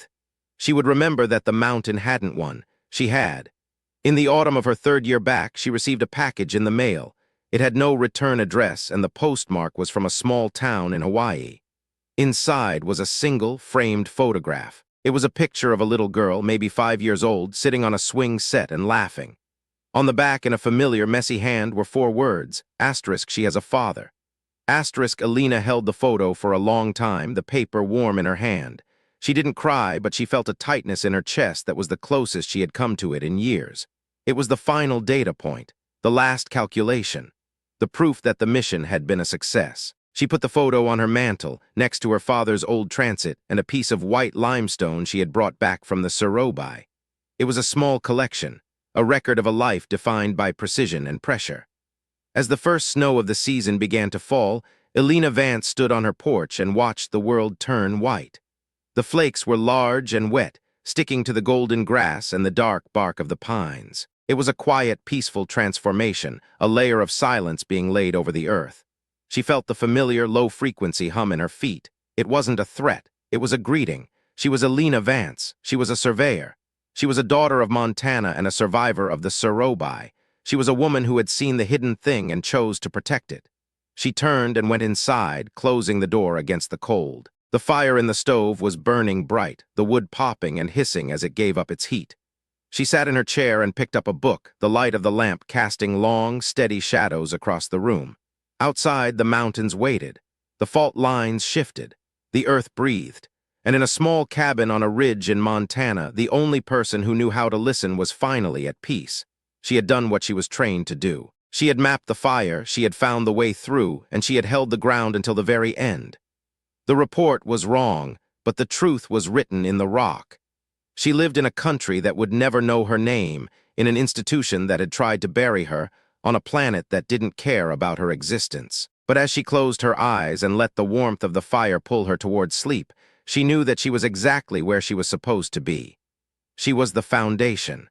The vibration in the ground was subtle, a rhythmic pulse that only she could feel, a secret language shared between the woman and the world. It was a good day to be alive. The snow continued to fall, covering the valley in a thick white blanket, erasing the roads and the fences and the boundaries that men had drawn on the map. It was a clean slate, a new topography. Elena Vance slept, her hand resting on the arm of the chair, her breathing synchronized with the heartbeat of the earth. She was the map lady, and she was home. But deep in the basement of a nondescript building in Northern Virginia, a computer terminal flickered to life. A red light began to pulse on a map of the world, centered on a remote valley in the Hindu Kush. A technician leaned forward, his brow furrowed as he watched the waveforms. "Sir," the technician said, his voice echoing in the sterile room. "The Surobi site, it's active again." The man in the charcoal suit stood behind him, his eyes fixed on the screen. He thought about the micro SD card in his safe, and then he thought about the woman in Montana. He knew she had given him what he asked for. He also knew she had kept the one thing that mattered. "Leave it," the man said, his voice a weary, heavy sound. "There's only one person who can read that map, and she's not on the payroll anymore." He turned and walked out of the room, the silence of the institution closing in behind him. The red light continued to pulse, a lonely, rhythmic signal in the dark. It was a warning, a call, a question. But in the high plains of Montana, the woman on the ridge didn't hear it. She was busy listening to the silence. She knew that the mountain was still there. She knew that the fire was still burning. But she also knew that as long as she was standing, the ground would never break again without her knowing it first. She was the surveyor of the secret places. The wind picked up, howling through the pines and rattling the windows of the cabin. Elena didn't wake up. She just shifted in her sleep, her fingers curling as if she were holding a pen, ready to mark the next coordinate. The world was a complicated, dangerous, beautiful place, and Elena Vance was the only one who had the map. She had earned her rest. She had paid the cost, and as the snow piled up against the door, she finally let go of the mission. She was just Elena now, and that was enough. The fire in the stove flickered and died, leaving only a bed of glowing red coals. The cabin grew cold, but Elena didn't feel it. She was somewhere else, somewhere where the air was clear and the ground was solid, and the only thing she had to measure was the distance between herself and the horizon. She was free. The institutional gears continued to grind, the reports continued to be written, and the world continued to spin on its axis, oblivious to the woman who had saved it. But in the quiet of the Montana night, the truth remained. It was written in the scars on her shoulder. It was written in the photo on her mantle. It was written in the very marrow of her bones. She had held the ground. The last of the coals turned to ash, and the room went dark. The only light came from the moon, reflecting off the snow and spilling through the window like a silver tide. It illuminated the map on the table, the one Elena had been studying before she fell asleep. It was a map of the Gallatin Valley, but she had added her own marks. Small, precise symbols that indicated the hidden springs, the ancient rock slides, the places where the earth felt thin. It was a work in progress, a life's work. She was still mapping the fire. The wind died down and the silence returned, deeper and more profound than before. It was the silence of a world at rest, a world that had forgotten its own fragility. But Elena Vance remembered. She would always remember. She was the map lady, and as long as she was alive, the mountain would never have the last word. She was the sentinel, the witness, the survivor. The institution had tried to bury her, but they had only succeeded in planting a seed. And now, in the fertile soil of Montana, that seed had grown into something they could never control. She was the extraordinary hidden capability of the American spirit. The sun began to rise over the eastern peaks, a pale, cold light that turned the snow to gold. Elena Vance opened her eyes and looked at the world, her gaze clear and unflinching. She felt the vibration in the floor, the rhythmic pulse of the earth. She stood up, stretched her stiff limbs, and walked to the window. The valley was beautiful, a pristine white expanse that stretched out toward the horizon. It was a new day, a new map. She reached for her jacket, her hands steady, her heart calm. She had work to do. She stepped out onto the porch, the cold air a sharp, welcome shock. She looked at the ground, at the footprints she had made the day before, and she smiled. She was still here. The mountain was gone. The project was buried. The mission was over. But the earth was still speaking, and Elena Vance was still listening. She walked down the steps and into the snow, her boots making a soft, rhythmic sound as she headed toward the ridge. She wasn't looking back. She was looking forward toward the places where the map was still blank. She was a surveyor, and a surveyor never stops until the last line is drawn. She reached the top of the ridge and stopped, the wind whipping her hair across her face. She looked out over the vast, beautiful, dangerous landscape of America, and she felt a sense of pride that was deeper than any rank or medal. She had protected this. She had saved the people who lived here, even if they would never know her name. She was a soldier of the shadows, a guardian of the ground. She pulled her handheld monitor from her pocket and pressed it against a flat, exposed piece of granite. She waited for the signal, for the heartbeat, for the truth. It came steady and strong. The ground was solid. Elena Vance stood on the ridge, a solitary figure against the vastness of the sky. She was the map lady, and she was exactly where she belonged. The vibration in the rock was a secret she would keep forever, a promise between the woman and the earth. She turned and began the walk back to the cabin, her stride long and confident. She had a fire to build. She had a life to live. She had a world to watch over. The institutional reports would say that she had disappeared. They would say that she was a liability that had been successfully mitigated. They would say that the Surobi was a closed chapter. They were wrong. The Surobi was a memory, but the map lady was a reality. And in the quiet, snowy heart of Montana, the reality was all that mattered. She reached her front door and paused, looking back at the ridge one last time. The sun was fully up now, the valley glowing with a brilliant, blinding light. It was a perfect day for a survey. She went inside and closed the door, the click of the lock a final, satisfied sound. She was home, and the ground was still. She sat at her table, picked up her pen, and began to draw the first line of the new map. She was the surveyor, and she was finally done with the fire. The silence of the cabin was the only commendation she needed. She worked through the morning, her hands steady, her mind clear. She was mapping the quiet places now, the places where the world was at peace. It was a good map, the best she had ever made. And as she finished the last line, she realized that she wasn't just mapping the land anymore, she was mapping herself. The cost had been paid, the mission was complete, the fire was out. Elena Vance laid down her pen and looked at the work she had done. It was precise, it was honest, it was true. It was the map of a woman who had seen the worst of the world and still chose to love the ground beneath her feet. She was the map lady, and she was home. The snow continued to fall, a soft, silent blessing on the high plains of Montana. She stood up, walked to the stove, and added another log to the fire. The heat bloomed, a warm, comforting presence in the quiet room. Elena Vance sat by the window and watched the world disappear into the white, her heart as steady as the mountain she had left behind. She was a soldier, she was a surveyor, she was a woman of the earth, and for the first time in a long, long time, she was exactly who she wanted to be. The vibration in the floor was gone, replaced by the steady, rhythmic ticking of the clock on the wall. It was the sound of time passing, the sound of a life being lived, the sound of peace. She closed her eyes and let the silence take her, a final, beautiful surrender to the world she had saved. She was the map lady, and she was home. The institution was 1,000 miles away. The Surobi was a ghost.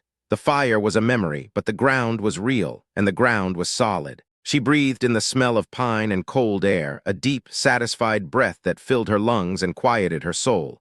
She was done. The final coordinate had been found. The map was complete.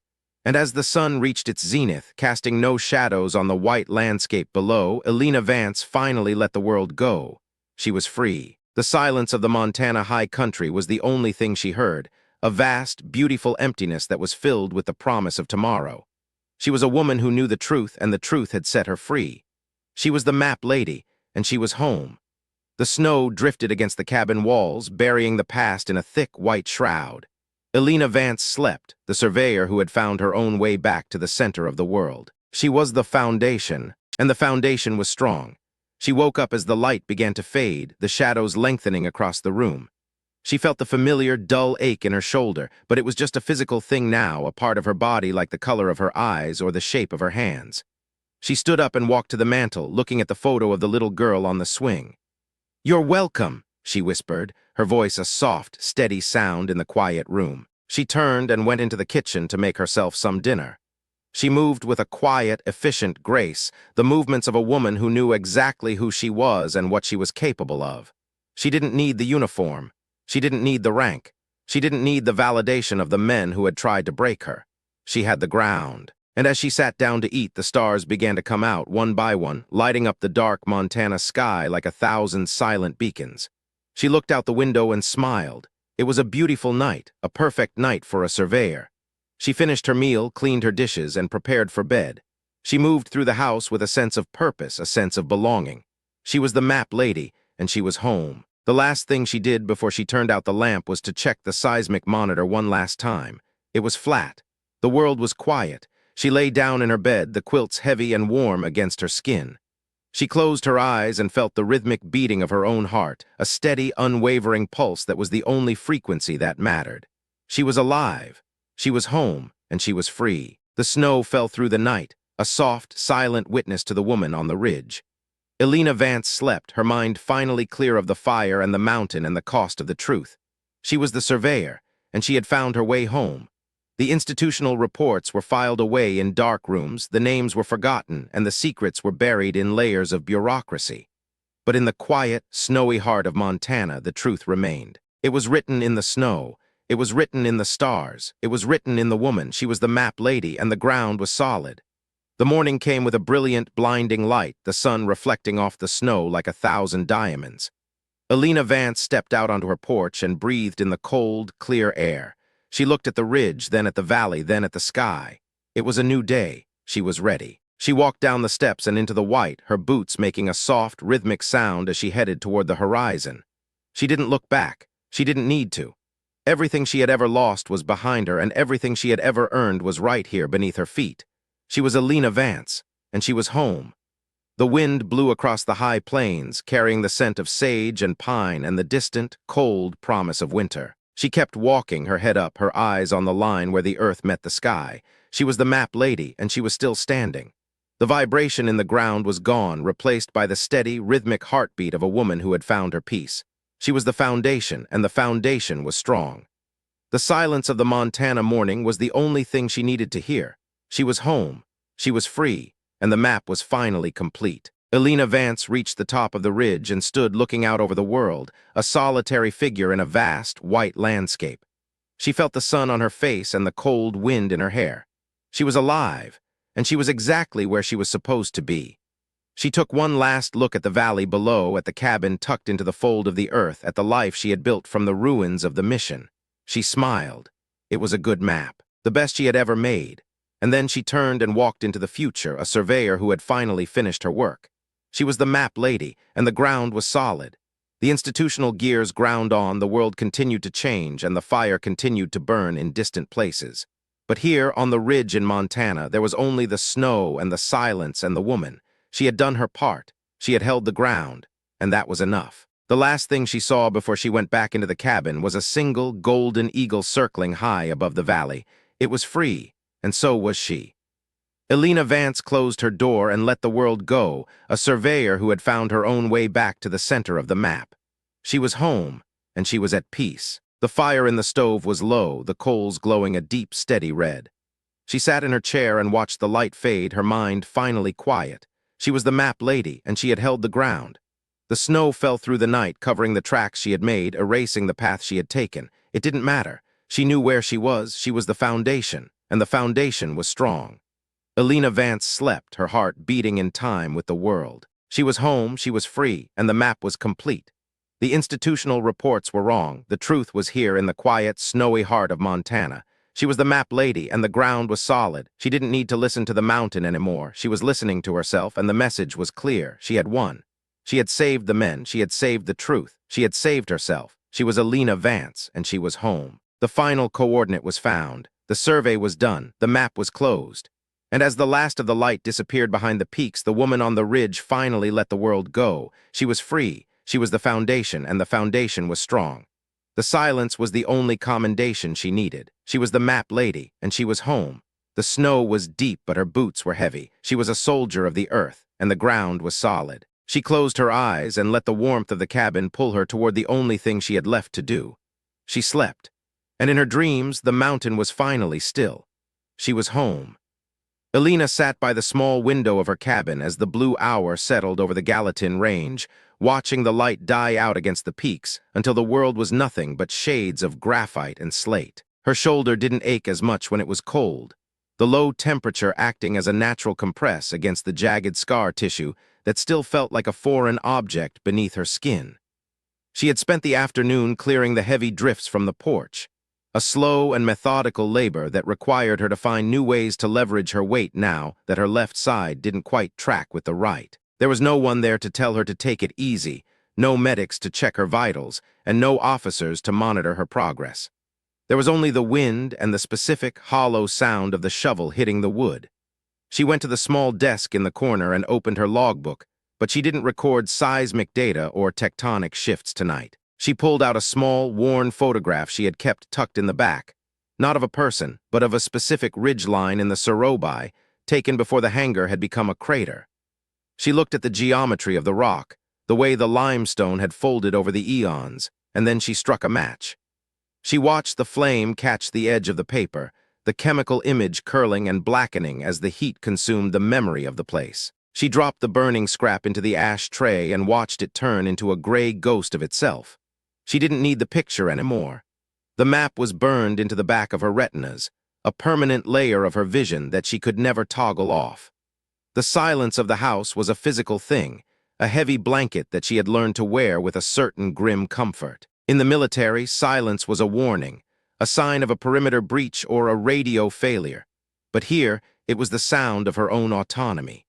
She walked to the window and pressed her forehead against the glass, feeling the bite of the Montana winter. Somewhere out there, the 3rd Battalion was sleeping in warm beds, and Miller was probably watching the stars over a beach in Oahu, and Gathers was staring at the cinder-block wall of a cell in Fort Leavenworth.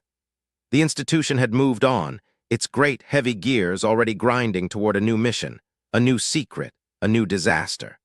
But she was still here, the one who had stayed on the ground while the world shifted beneath them. She reached out and touched the window frame, her fingers finding the small, rhythmic vibration that still lived in the wood when the wind hit the ridge just right.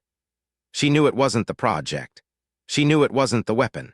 It was just the world, moving the way it had always moved, indifferent to the maps and the metals and the small, fragile lives of the people who tried to measure it. She pulled her denim jacket tighter around her chest and looked toward the north, toward the dark, unmapped wilderness where the fire had finally gone out. The shadow of the mountain was long, but she wasn't standing in it anymore.